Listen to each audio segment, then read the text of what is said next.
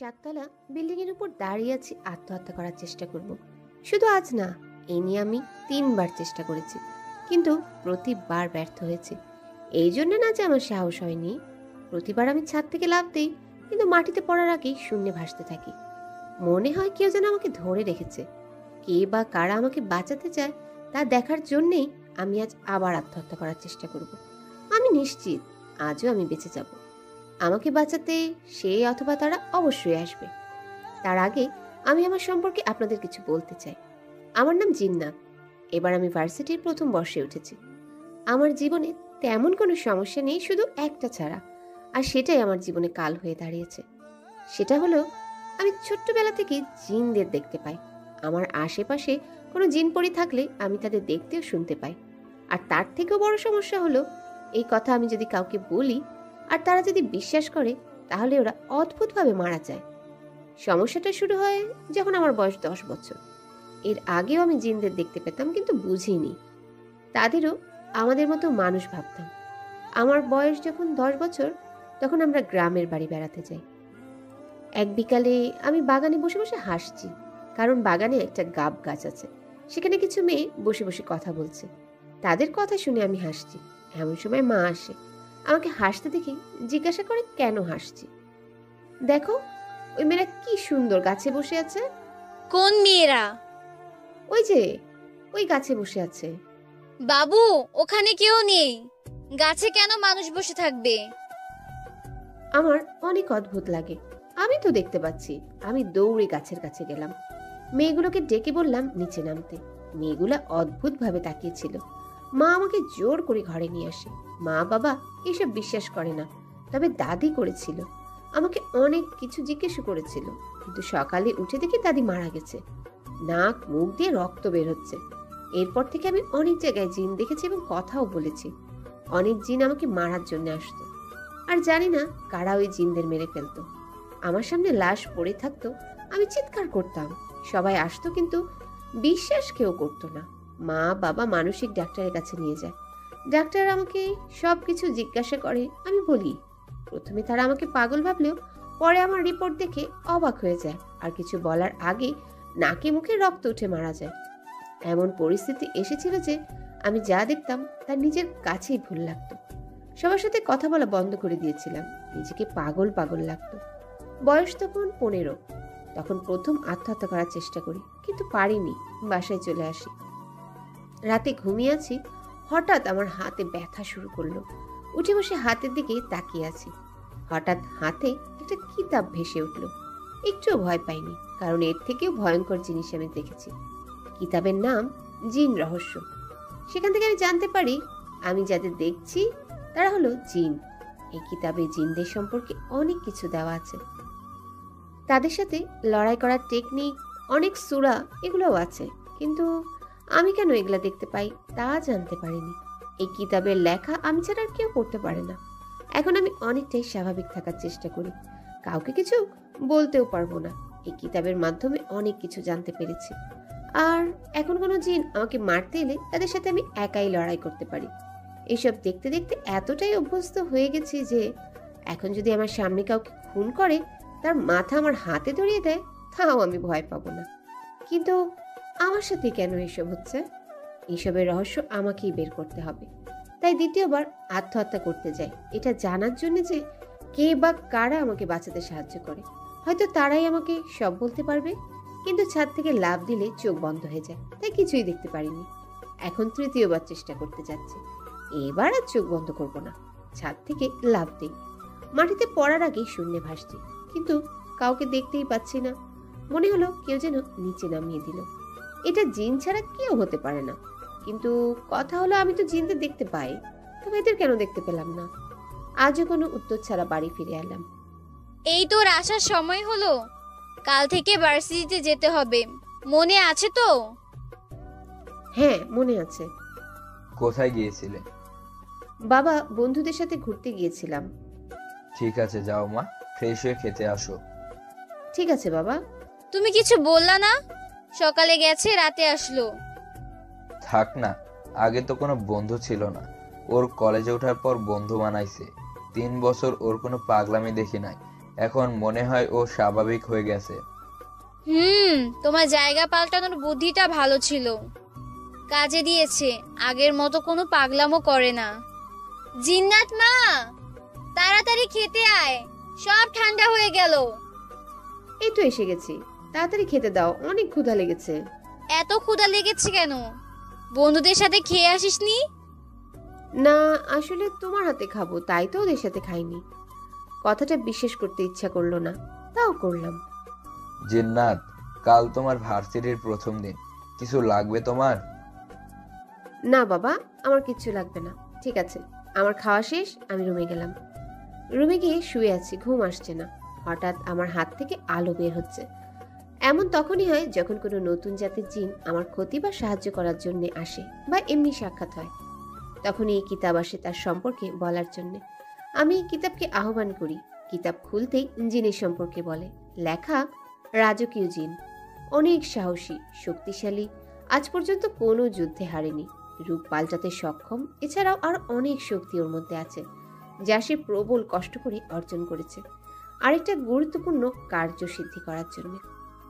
এ কি, আর কিছু লেখা নেই কেন? ওকে কিভাবে মারা যাবে তা তো লেখা নেই। না থাক লেখা। এমনিতেই আমার মধ্যে অনেক রাগ আছে। আগে জিজ্ঞেস করব কেন আমাকে মারতে এসেছে। যদি না বলে ওর খবর আছে।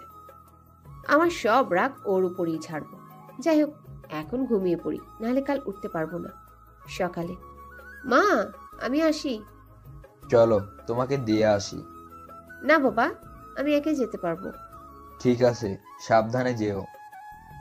ভার্সিটির সামনে দাঁড়িয়ে আছি, কতই না ইচ্ছা ছিল এখানে পড়ার। যাই, আগে ভিতরে ঢুকে একটু ঘুরে নিব। ভিতরে ঢুকতেই, এই দাঁড়াও, এইদিকে আসো। জি, আমাকে ডাকছেন? তোমাকে কথা না বাড়িয়ে এইদিকে আসো। বলেন, কেন ডেকেছেন? আরে বলবো বলবো, এত তাড়া কিসের? আগে ভালো করে দেখতে তো দাও। ভালো করে দেখেন। দেখা হয়েছে, এখন আমি আসি। দেখতে যেমন মারাত্মক, তেমনই কথা। জানো আমরা কে? আপনি জানেন না আপনি কে? ভুলে গেছেন? তাহলে ডাক্তার দেখান তাড়াতাড়ি। এই তোমার সাহস তো কম না, সিনিয়রদের সাথে বেয়াদবি করছো। চলো, কান ধরে উঠবস করো। আপনার কি মনে হয় আপনি বলবেন আর আমি করব? দলের আরেকজন বলল, না থাক, এত সুন্দর মেয়েটাকে কান ধরে উঠবস করানো ঠিক হবে না। এক কাজ করো, আমাকে আই লাভ ইউ বলো। ও ভাই, আমার এত খারাপ দিন আসেনি। What do you mean that? যা বলছি চুপচাপ করো, না হলে এই কলেজে টিকতে পারবে না। দেখেন, আজ আমার এই কলেজে প্রথম দিন, সো আমি আজ কোনো ঝামেলা বা মারামারি করতে চাই না। কি? ভালো করে বলো, শুনিনি মনে হলো মারামারি করবে, তাও আমাদের সাথে একটা মেয়ে হয়ে। ফানি। এমন সময় পিছনে থেকে আমার ফ্রেন্ডরা ডাকছে, ফারহা, রোহান আর রিয়াদ। কি রে, এখানে কি করছিস? দেখ না, ওরা আমাকে বিরক্ত করছে। কি ভাই, অকালে মরার ইচ্ছা আছে নাকি? ওই কি ভাবছিস আমাদের? হ্যাঁ, মেরে এখানে গেড়ে দেব। দেখেন ভাই, ঝামেলা করবেন না, নাহলে একটা মেয়ের হাতে মার খেলে মান সম্মান থাকবে না। অনেক হয়েছে, তোরা ভালো কথার মানুষ না। রিয়াদকে মারতে যায় অমনি। জিন্নাত হাত ধরে পেলে, এমনভাবে ধরে বেচারা হাত ছোটাতেই পারছে না, উল্টে ব্যথায় চেল্লাচ্ছে। সবগুলোকে ইচ্ছে মতো পেটায়, সবার নাক দিয়ে রক্ত পড়ছে। স্যারও চলে আসে। কি হয়েছে এখানে? তোমরা আবার মারামারি করছো? না স্যার, এই মেয়ে আমাদের মেরেছে। কে তুমি? স্যার, আমি জিন্নাত, ফার্স্ট ইয়ারে। তুমি ওদের মেরেছো? স্যার, আমাকে কি দেখে মনে হয় যে আমি ওদের মারতে পারি? আমি তো আজ পর্যন্ত মশাও মারিনি, ওদেরকে কি মারবো? স্যার, আমি বলছি কি হয়েছে। আমি এখানে নতুন, তাই এরা আমাকে র্যাগিং করছিল। এখন এখানে দুই দল, এক দল বলে আমরা র্যাগিং করব, অন্য দল বলে ওরা করবে। এই নিয়ে তাদের মধ্যে ঝামেলা শুরু হয়ে যায়। স্যার, ও মিথ্যা বলছে। আপনি বললেই হলো? স্যারের কি বুদ্ধি নেই? কে কি কাজ করতে পারে তা ওনারা দেখলেই বলে দিতে পারবে। আপনি বলুন স্যার, আমি কি ওদের মারতে পারি? জানেন তো স্যার, ওরা আমাকে অনেক বিরক্ত করেছে। না স্যার, বিশ্বাস করুন। এই চুপ বেয়াদব, আমাকে দেখে কি বোকা মনে হয়? এই এক মেয়ে তোমাদের মারবে? আসো, আমার কেবিনে তোমাদের খবর আছে। সবাই জিন্নাতের দিকে হা করে তাকিয়ে আছে। চল ক্লাসে যাই, পরে না হয় ঘুরে দেখব। এই তুই কি খাস রে? তোর তো আমার মতো বডিও নাই, এত শক্তি কোন থেকে এসে? ক্লাসে যাবে নাকি তোরেও কিছু দেওয়া লাগবে? নো ইচ্ছা, চলেন যাই। ক্লাসে যাওয়ার জন্য হাঁটছি, তখন সামনে দেখি একটা ছেলে অদ্ভুতভাবে আমার দিকে তাকিয়ে মুচকি মুচকি হাসছে। তবে এটা ওই জিন্না তো, যার কথা কাল পড়েছিলাম? সন্দেহ হচ্ছে। ফারা শোন, এখানে কোনো হ্যান্ডসাম ছেলে দেখতে পাচ্ছিস? কেন? ভাবছি এবার একটা প্রেম করব। সত্যি? দাঁড়া, আমি এক্ষুনি দেখছি। ভালো করে দেখ। ওই দেখ লাল টি শার্ট পরা ছেলেটা। না না, ভালো লাগে না। আরে ঝাক্কাস পুরা। ওই দেখ কালো টি শার্ট, কি হ্যান্ডসাম, পুরো ক্রাশ। তার মানে ফারা ওকে দেখতে পারছে, তাহলেও জিন্না এভাবে কেন তাকিয়ে আছে? কি রে, ওই ছেলেটা কিন্তু দারুণ। না রে, ও একটু বেশি হ্যান্ডসাম। মানে কি? এখন বেশি হ্যান্ডসাম হলেও দোষ, তুই সারা জীবন সিঙ্গেল মরবি। এই যে, কি প্রবলেম, হাসছেন কেন? আমার ইচ্ছা। কেন, হাসলে কোনো প্রবলেম আছে নাকি? তা নেই, কিন্তু আমাকে দেখে কেন হাসছেন? কোথায়? আমি তো আপনাকে দেখে হাসছি না। আমি দেখেছি আপনি আমাকেই দেখে হাসছিলেন। তার মানে আপনি আমাকে দেখছিলেন? আমি আপনাকে দেখছিলাম না, জাস্ট আমার চোখ চলে গিয়েছিল। ঠিক আমারও চোখ চলে গিয়েছিল। তাহলে সংযত করুন আপনার চোখকে। আপনারটাও। আর শুনুন, অভিনয় কিন্তু অনেক ভালো করেন। মারামারিও অনেক ভালো পারি, করে দেখাবো? উপস। চল তো, এত হ্যান্ডসাম ছেলেকে মারবি, আমি সহ্য করতে পারবো না। আর তাছাড়া ওর বডি দেখছস? তোরেই না আবার। কি? না কিছু না, চল। ক্লাস শেষ করে, আসলে শেষ না, কয়েকটা ক্লাস করে চলে এসেছি। ভালো লাগছে না, তাই মনে হচ্ছে বড় কোনো বিপদ অপেক্ষা করছে আমার জন্য। মাঠে একটা বেঞ্চে বসে আছি চুপচাপ, ভালো লাগছে না। তখনই ওই ছেলেটা আসে আর পাশে বসে। হ্যালো, একা একা কি করছো? আপনি এখানে কেন? আরে একা একা বসে আছো, তাই ভাবলাম একটু কথা বলি। কোনো দরকার নেই। আরে এমন করো না, দেখো তখনের জন্য সরি, আমি এমনি মজা করছিলাম। তোমার নামটা কি জানতে পারি? না, জানার দরকার নেই। আরে দরকার আছে, পরে যখন দেখা হবে তখন তোমাকে কি বলে ডাকবো? গুন্ডি রাগি মেয়ে, এসব বলে ডাকলে মানুষ কি বলবে? জিন্নাত আমার নাম, হয়েছে? জিন্নাত, এটা আবার কেমন নাম? যেমনই হোক, এটাই আমার নাম। তা আপনার নাম কি? মুগ্ধ। সত্যি মুগ্ধ করার মতো। কি ভাবছো? কিছু না। ওকে, এখন আমি আসি, কলেজটা ঘুরে দেখব। চলো আমি দেখাই, এই কলেজের কোনায় কোনায় আমি জানি। লাগবে না, আমি একা দেখে নিব। দূর, একা একা দেখলে ভালো লাগবে নাকি? আমার একা থাকতেই ভালো লাগে। মিথ্যা কথা, তোমার বকবক করতে ভালো লাগে, কিন্তু কেন জানি তুমি নিজেকে লুকিয়ে রাখতে চাও। একটু বেশি বুঝেন। আচ্ছা যাই হোক, চলো তোমাকে কলেজ ঘোরাই। পুরো কলেজ ঘুরছি, তাও আবার একটা অচেনা মানুষের সাথে। প্রথম এত ভালো লাগছে, প্রথম মনে হচ্ছে আমি একটা স্বাভাবিক মানুষ। হঠাৎ পরিবেশটা থমকে গেল, হাওয়া ভারী হয়ে যাচ্ছে, কেমন যেন গা ছমছমে ব্যাপার হয়ে গেছে। দূরে কিছু মানুষ দেখা যাচ্ছে, মনে হচ্ছে হাওয়াতে ঢুলছে, ক্রমশ আমাদের কাছে আসছে। বুঝতে আর বাকি রইল না ওরা মানুষ না, চোখ জোড়া দেখে মনে হচ্ছে আমাকে গিলে খাবে। চলো এখান থেকে। চলো। তাড়াহুড়ো করে ওইখান থেকে চলে আসি। না না, এখানে বেশিক্ষণ থাকা যাবে না, আমাকে বাসায় যেতে হবে। আমি বাসায় যাচ্ছি। চলো আমার গাড়ি করে তোমায় পৌঁছে দেই। না না, আমি যেতে পারবো। কোনো কথা নয়, চলো। এখন কোনো কথা বাড়ানো যাবে না, কারণ পরিস্থিতি ভালো ঠেকছে না। ঠিক আছে চলো।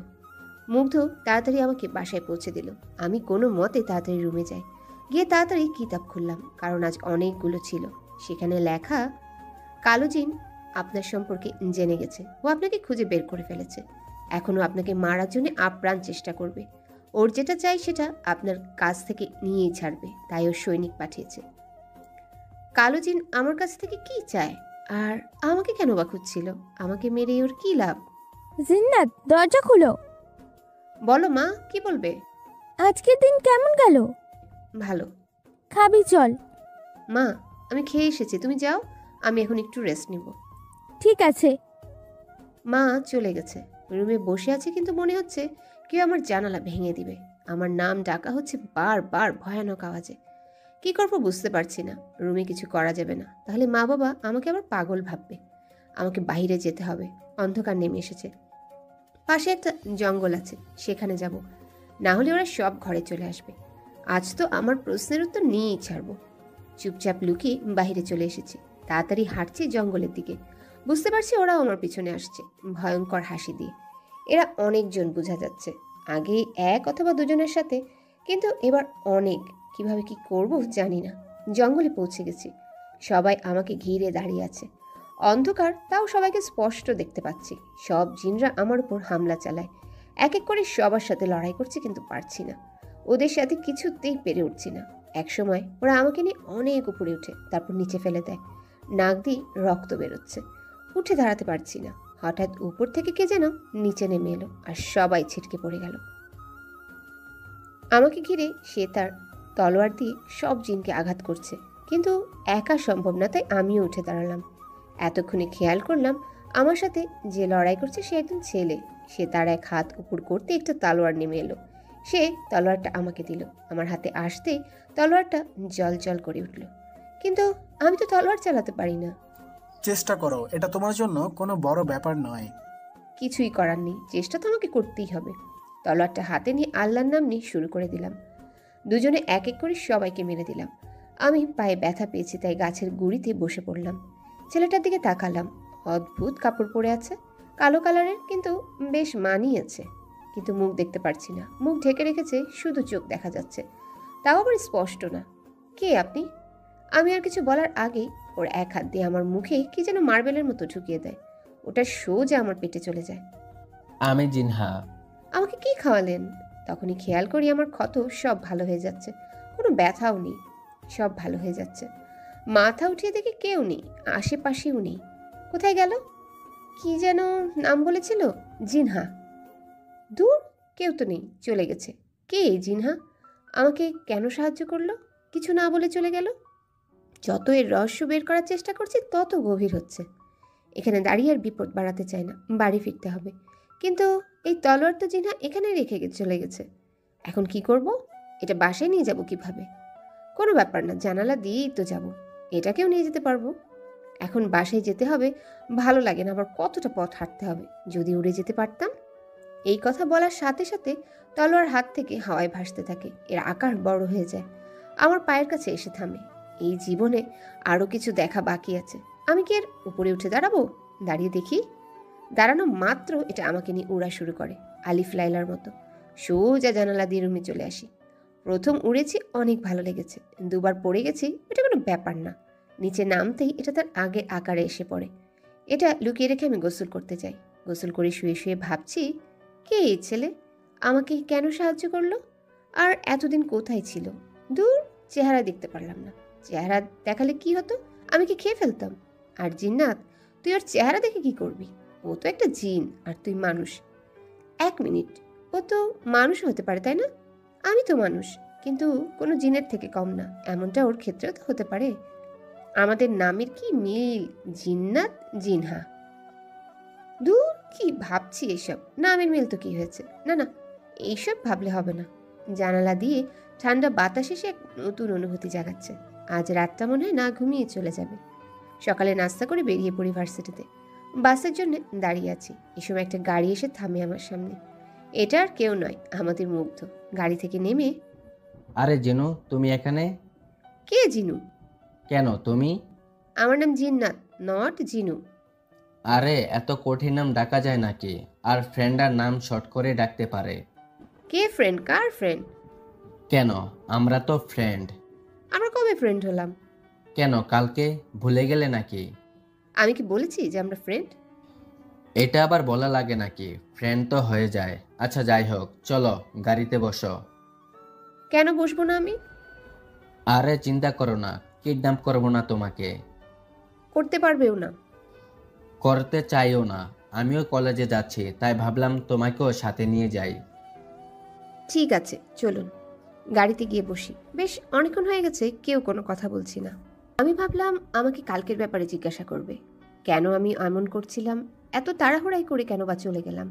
কিন্তু কিছু জিজ্ঞাসা করছে না। আর কালও আমাকে একটা উল্টো পাল্টাও প্রশ্ন করলো না, যা বলেছি তাই শুনেছে। অদ্ভুত, আমি মনে হয় একটু বেশি ভাবছি। সবার প্রশ্নের উত্তর দিতে দিতে উত্তর দেওয়ার অভ্যাস হয়ে গেছে। কি ভাবছো এত?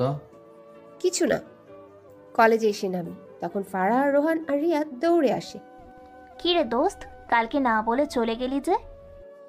এমনি শরীরটা ভালো লাগছিল না। কি ব্যাপার, একে না তোর পছন্দ হয় না?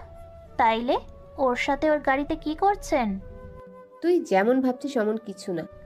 চুপ থাক, এমন হ্যান্ডসাম একটা দুলাভাই থাকুক, কে না চায় বল? চুপ করবি? ধন্যবাদ মুগ্ধ। ওরা সবাই একসাথে বলল, ফারহা, রোহান, রিয়াদ। মায়ের খাইবি কিন্তু আমার হাতে। চল। ক্লাসে গিয়ে বসি, দেখি সবাই আমার দিকে তাকিয়ে আছে। এইভাবে তাকানোর কি আছে? একটু জোরেই বলি, আমার কথা শুনে আশেপাশে কয়েকজন ভয়ে উঠে অন্যদিকে চলে যায়। দেখো, আমাকে ভয় পাওয়ার কিছু নেই। আমি তোমাদের কিছু করব না, কারণ তোমরা তো আমার ফ্রেন্ড, তাই না? যদি তোমাদেরকেও কেউ বিরক্ত করে তাহলে আমাকে বলো, আমি সব ঠিক করে দেব। তাও দেখি সবাই আবালের মতো তাকিয়ে আছে। নিজেকে নিজের কাছে এলিয়ান লাগছে। কিছুক্ষণ পর সবাই স্বাভাবিকভাবে কথা বলছে আমার সাথে। স্যাররা এসে বলল, একদিন পরে আমরা আর আমাদের সিনিয়ররা মিলে পিকনিকে যাব কয়েকদিনের জন্য কক্সবাজারে। প্রথম ইয়ার তো, তাই। আমি যাব না। মানে কি? কেন যাবি না? আমার ভালো লাগছে না। তুই না গেলে আমিও যাব না। ফারা না গেলেও আমি যাব না। তোরা না গেলে আমি কি করব? কি অদ্ভুত বাচ্চা নাকি তোরা! আর রোহান, ফারা না গেলে তুইও যাবি না মানে? মানে তোরা গেলে? আমি তো শুধু ফারার নাম শুনলাম। কত ইচ্ছা ছিল কক্সবাজার যাব, ঝিনুক কুড়াবো, সমুদ্র দেখব। মনে হয় এই জীবনে আর হবে না কক্সবাজার দেখা। হায় রে কপাল। হয়ে গেল শুরু। ঠিক আছে, আমি যাব। সত্যি? আমি জানতাম তুই মানা করতেই পারবি না। হয়েছে, আর তেল মাখতে হবে না। তেলের দাম বাড়ছে। ওইখানে গিয়ে কোনো ঝামেলা যাতে না হয়। বাসায় চলে আসি। আজকে তেমন কিছুই হয়নি। খেয়ে দিয়ে শুয়ে পড়ি। রাত প্রায় 1টা, ঘুমিয়ে আছি।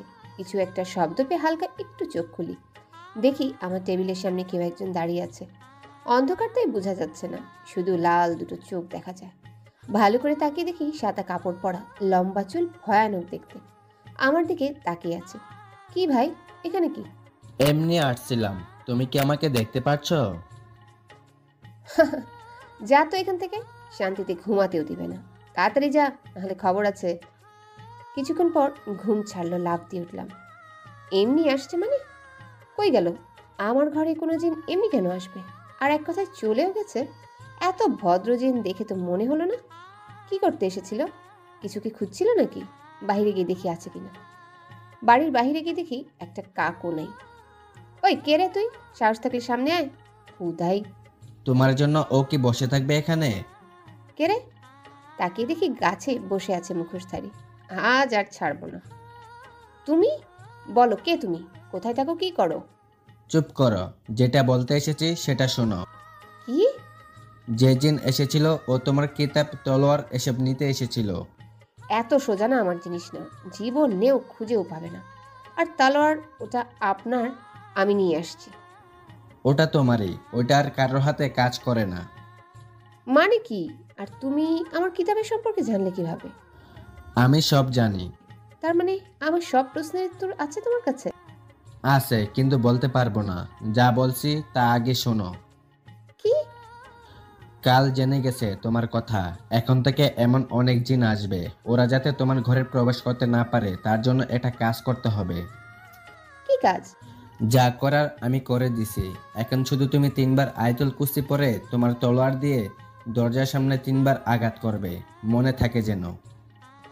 হ্যাঁ, কিন্তু তুমি কোথায় গেল? উফ, এর একবার খালি পাই। জিনহা যা বললো তাই করলাম।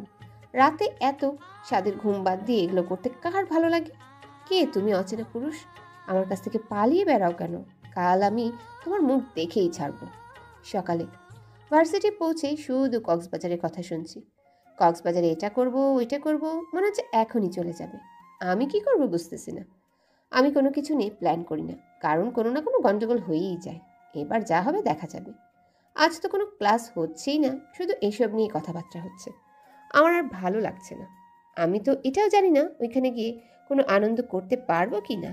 সবাই এসব নিয়ে কথাবার্তা বলছে, আমি চুপচাপ ক্লাস থেকে বের হয়ে আসি। এখন দুপুর, তাই গাছতলায় এসে বসি। বাসায় চলে যেতাম, কিন্তু আজ আমি দেরি করে বাসায় ফিরব। অচেনা পুরুষকে ধরতে হবে যে। আমার ভাবনায় পানি ঢেলে দিয়ে মুগ্ধ আমার পাশে এসে বসলো। এই যে ম্যাম, কার ভাবনায় ডুবে আছেন? কারো না। নিশ্চয় কালকে কক্সবাজার গিয়ে কি করবে ভাবছ? আমি তো অনেক এক্সারসাইজ। তুমিও যাবে নাকি? উফ ক্রাশ, আমি তোমার সিনিয়র, আর জুনিয়র আর সিনিয়র মিলে যাবে, জানো না? হুম। কি ভেবেছ ওইখানে গিয়ে কি কি করবে? জানি না, কিছুই ভাবিনি। যা হওয়ার তা কালকে গেলেই বোঝা যাবে। অদ্ভুত তুমি। আমি মুগ্ধের দিকে তাকাই। সত্যি মুগ্ধ করার মতো। ফর্সা ত্বক রোদে লাল হয়ে গেছে, চুলগুলো বাতাসে উঠছে। উজ্জ্বল নীল চোখের রং। ওর চোখে যেন হারিয়ে যাচ্ছি। আমি তাড়াতাড়ি আমার চোখ অন্যদিকে ঘোরালাম। চোখে কি লেন্স লাগাইছো নাকি? না, কেন? এমন উজ্জ্বল নীল চোখের মনি আমি আগে দেখিনি তো, তাই বললাম। আমার মার চোখও এমন, মার কাছ থেকে পেয়েছি। ও, তোমার মা মনে হয় অনেক সুন্দর। তুমি কি করে জানলে? তোমাকে দেখেই বোঝা যায়।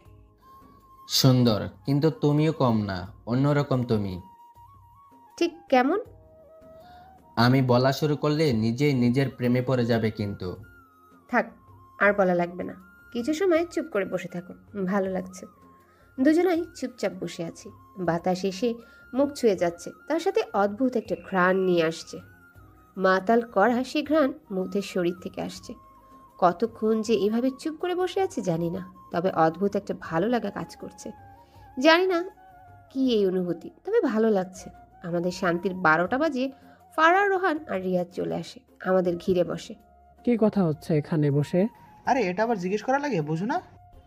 চুপি চুপি বল, কেউ জেনে যাবে, জেনে যাবে। তোরা থামবি? এসে আজে বাজে কথা বলা শুরু করে দিয়েছে। আমরা যা দেখছি তাই বলছি। তোমরা ভুল ভাবছ, আমরা এমনি বসেছিলাম। আচ্ছা যাই হোক, কালকে কি কি নিয়ে যাবি? কি আবার যা আছে তাই? আমি মার্কেটে যাব, আমার তেমন কিছুই নেই। তুই না কিছুদিন আগে শপিং করলে? সব পুরনো হয়ে গেছে। জিন্নাত, তুই যাবি কিনা বল। ফারার সাথে শপিং মলে গেলে এমনি রাত হয়ে যাবে, এই সুযোগ হাতছাড়া করা যায় কি করে? যাব। তাহলে আমি আসি, কাল দেখা হচ্ছে। ফারাকে ইচ্ছে করে দূরে শপিং মলে নিয়ে গেছি। শপিং করা কাকে বলে ফারার কাছ থেকে শেখা উচিত। আমার তোর ভবিষ্যতের স্বামীর উপর মায়া হচ্ছে। মনে হচ্ছে ঘুরতে না, বিয়ে করছে। রাত 8:20 বেজে গেছে। আমি ফারাকে রোহানের সাথে পাঠিয়ে দিয়েছি। আমার বাসা তার উল্টো দিকে। আশপাশটা একটু জঙ্গলের মতো। ইচ্ছে করেই হেঁটে যাচ্ছি, কারণ আমি কোনো বিপদে পড়লে ও অবশ্যই আসবে, এটা আমার বিশ্বাস। 2 সাইডে জঙ্গল, মাঝখানে ফাঁকা রাস্তা। এই রাস্তায় বেশি মানুষ আসে না। পুরো অন্ধকার, চাঁদের আলোয় একটু একটু দেখা যাচ্ছে। পুরো ভয়ঙ্কর পরিবেশ। পোকামাকড়ের আওয়াজে পরিবেশটা আরো বেশি ভয়ঙ্কর মনে হচ্ছে। এখানে একটা না একটা জিন পেয়েই যাব। অনেকক্ষণ ধরে হাঁটছি, কিন্তু কোনো জিনের নাম গন্ধও নেই। অদ্ভুত, যখন আমি চাই না তখন সবাই এসে হামলা করে, আর এখন চাই বিপদে পড়তে, কিন্তু জিনের জিও পাচ্ছি না। এই রাস্তা দেখে তো মনে হয় জিনের আস্তানা, কিন্তু কেউ নেই। রাগ হচ্ছে এখন। দূর, আজ মনে হয় না কিছু হবে। মন খারাপ করে হাঁটছি, তখনই মনে হলো কেউ আমার পিছনে ফলো করছে। খুশি হয়ে পিছনে তাকালাম, দেখি কেউ নেই। আবার হাঁটা শুরু করলাম। জোরে হাওয়া বইছে, গাছগুলো মনে হচ্ছে ভেঙে পড়বে। কেমন আওয়াজ হচ্ছে। বারবার আশেপাশে দেখছি, কিন্তু কাউকে দেখছি না। এবার মনে হলো আওয়াজটা একটু বেশিই হচ্ছে। ঠান্ডা হাওয়া গায়ে কাটা দেওয়ার মতো। এবার মনে হচ্ছে এখানে এসে কোনো ভুল করলাম না তো? কি করব এখন? আমার কাছে তো কোনো তলোয়ারও নেই। বাসায় রেখে এসেছি, যদি কোনো বড় বিপদ হয়ে যায়। কে? সাহস থাকলে কালকে আসো, না মানে সামনে আসো। আমার আশেপাশে অনেকগুলো লাল চোখ ভেসে উঠছে। ওরা আমার দিকে এগিয়ে আসছে। পিছন থেকে কে যেন এসে আমাকে জড়িয়ে ধরে। একটু চমকে যায়, সাথে সাথে পেছনে ফিরে ধাক্কা দিই। তাকিয়ে দেখি জিনহা। একটা স্বস্তির নিঃশ্বাস নেই। আশেপাশে তাকিয়ে দেখি কোনো জিন নেই। কোথায় গেল সব? এখানে কেউ নেই। একটু আগে ছিল। ওটা আমি তোমাকে ভয় দেখানোর জন্য বলেছিলাম। কিন্তু কেন? তোমাকে এটা বোঝাতে যে ভয় কাকে বলে।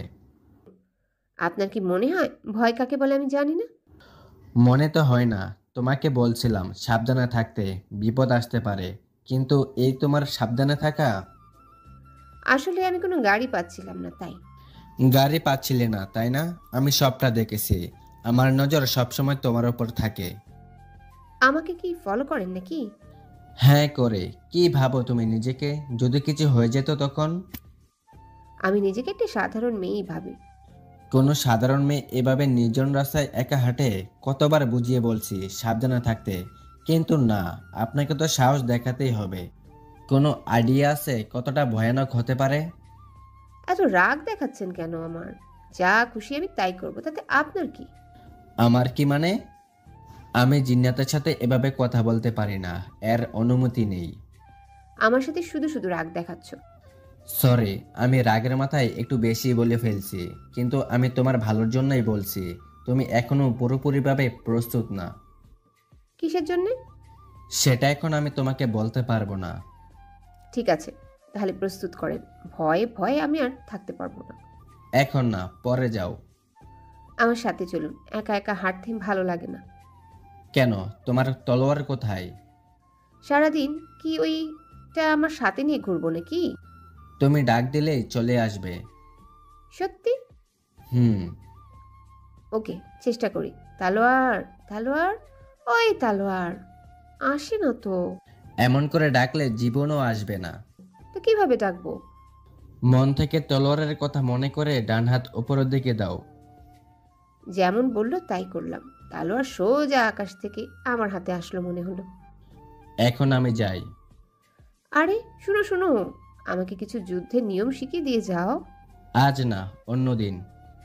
না, আজই দাও, না হলে আমি এখানেই থাকবো। আজব তো। ঠিক আছে, দেখো, আমি তলোয়ার দিয়ে যেভাবে করব তাই করবে। ঠিক আছে। জিনা কিছু টেকনিক দেখায়। এবার তুমি করো। আমি পারবো না, কাছে এসে আমাকে ধরিয়ে দেখিয়ে দাও। ওর মতলব তো ঠিক লাগছে না। ঠিক আছে। জিনহা জিন্নাতের কাছে আছে। এখন চোখ খুলে দেখি জিনহা দুই হাতেই আমাকে ধরে রেখেছে, আমার দিকে তাকিয়ে আছে। আমি ওর চোখের দিকে তাকাই, চোখ দুটো আমার অনেক চেনা মনে হলো। ওর গায়ে ওই মাতাল করা গন্ধ পাচ্ছি। গেছে। তুই কিছু কিনলি না?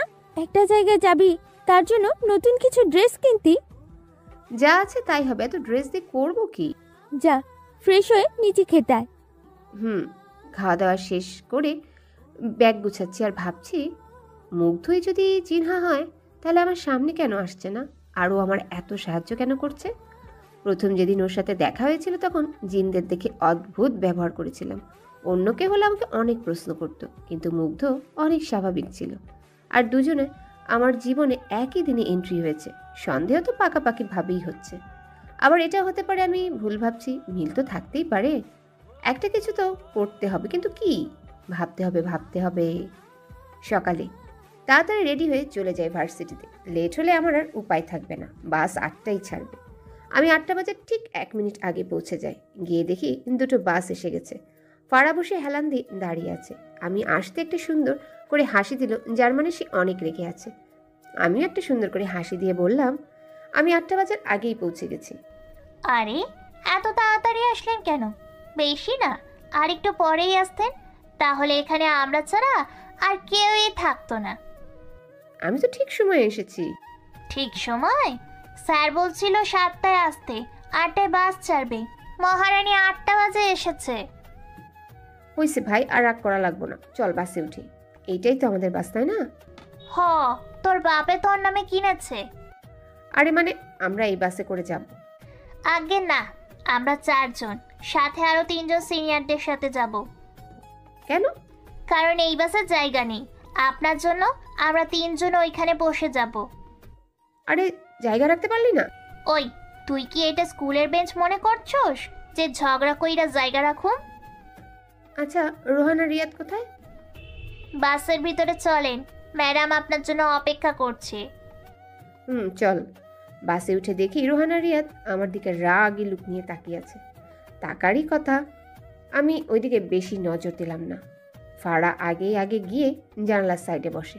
ওই ওঠ, আমি জানালার সাইডে বসবো, জানালা ছাড়া আমার ভালো লাগে না। আমরাও। বন্ধুর জন্য বন্ধু জানও দিয়া দেয়, আর তুই একটা সিট দিতে পারবি না বল? ঠিক বলছো, বন্ধুর জন্য বন্ধু জানও দিয়ে দেয়, আর একটা সিট আর কি আর জিনিস। তাইলে ওঠ। আমিও তো তোর প্রাণের ফ্রেন্ড তো। আমার আর বুঝার বাকি নয় যে নিজের জালে নিজেই ফাঁসছি। কি আর করার, বসে পড়লাম। এতক্ষণ পর খেয়াল করলাম মুগ্ধ আমার সাথে সিটে বসেছে আর আমার দিকে তাকিয়ে আছে। আমি একটা ভ্রু উঠিয়ে মুগ্ধের দিকে তাকাচ্ছি। আমার তাকানো দেখে এই মুগ্ধ আমাকে কিছু জিজ্ঞেস না করে অন্যদিকে চোখ ঘোরায়। চাল মে কুছ কালা হে। বাস ছাড়ে আমাদের পাউরুটি, কলা আর সিদ্ধ ডিম দিয়েছে খেতে। আমি বাসে কিছু খেতে পারি না, তাই রোহান আর রিয়াদকে দিয়ে দিলাম। প্রতিদিন আমি কথা না বললেও মুগ্ধ জোর করে কথা বলতো। এখন পাশাপাশি বসে আছে অথচ একটা কথাও বলছে না। ব্যাপারটা সন্দেহজনক। ফারা তো নন স্টপ বক বক করছেই। এত কথা কোথায় যে পায় কে জানে। আমি শুধু হ্যাঁ নাতে জবাব দিচ্ছি। কিছুক্ষণ পর আমি জিজ্ঞাসা করলাম, কি ব্যাপার, কোনো কথা বলছো না যে?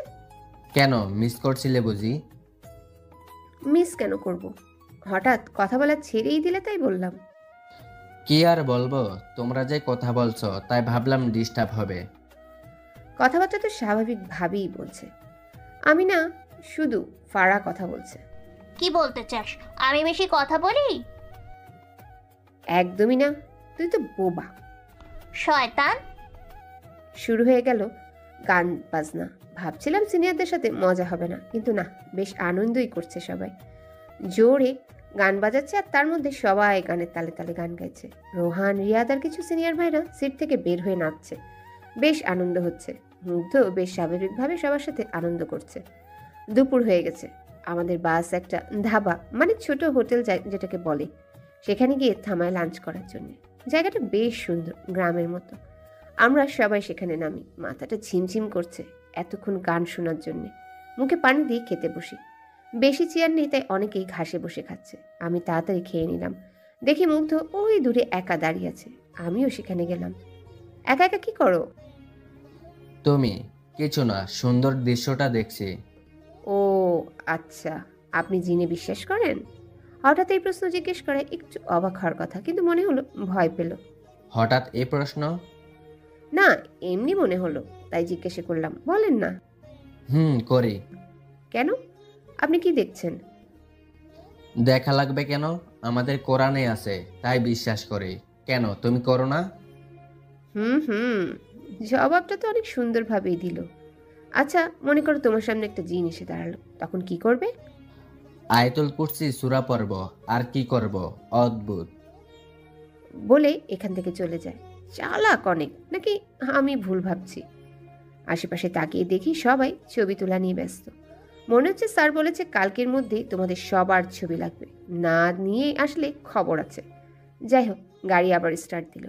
আবার সে গান বাজনা। কক্সবাজার পৌঁছাতে পৌঁছাতে প্রায় 6:45 বেজে যায়। এখানে আবার তাড়াতাড়ি অন্ধকার নেমে আসে। বাস থেকে নেমে সোজা সবাই হোটেলের দিকে যায়। সবাই অনেক ক্লান্ত। হোটেলটা বেশ ভালো আর সুন্দর। আমরা যাওয়ার সাথে সাথে বেলি ফুলের মালা পরায়। আমরা রুমে যাই।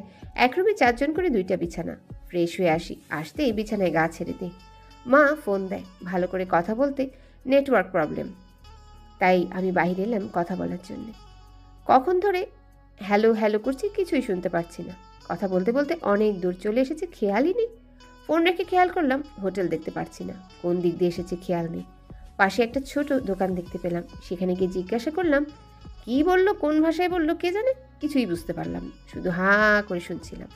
কিছু না ভেবে সোজা হাঁটা শুরু করলাম। পিছন থেকে আওয়াজ এলো, এই যে ম্যাডাম, হোটেলটা ওই দিকে, এদিকে না।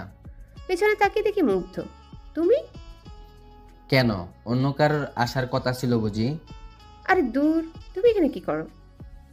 আমি দেখলাম তুমি একা একা বাইরে যাচ্ছ, তাই তোমার পিছু পিছু আসলাম। আসলে মার সাথে কথা বলতে বলতে খেয়ালই ছিল না। ঠিক আছে, চলো।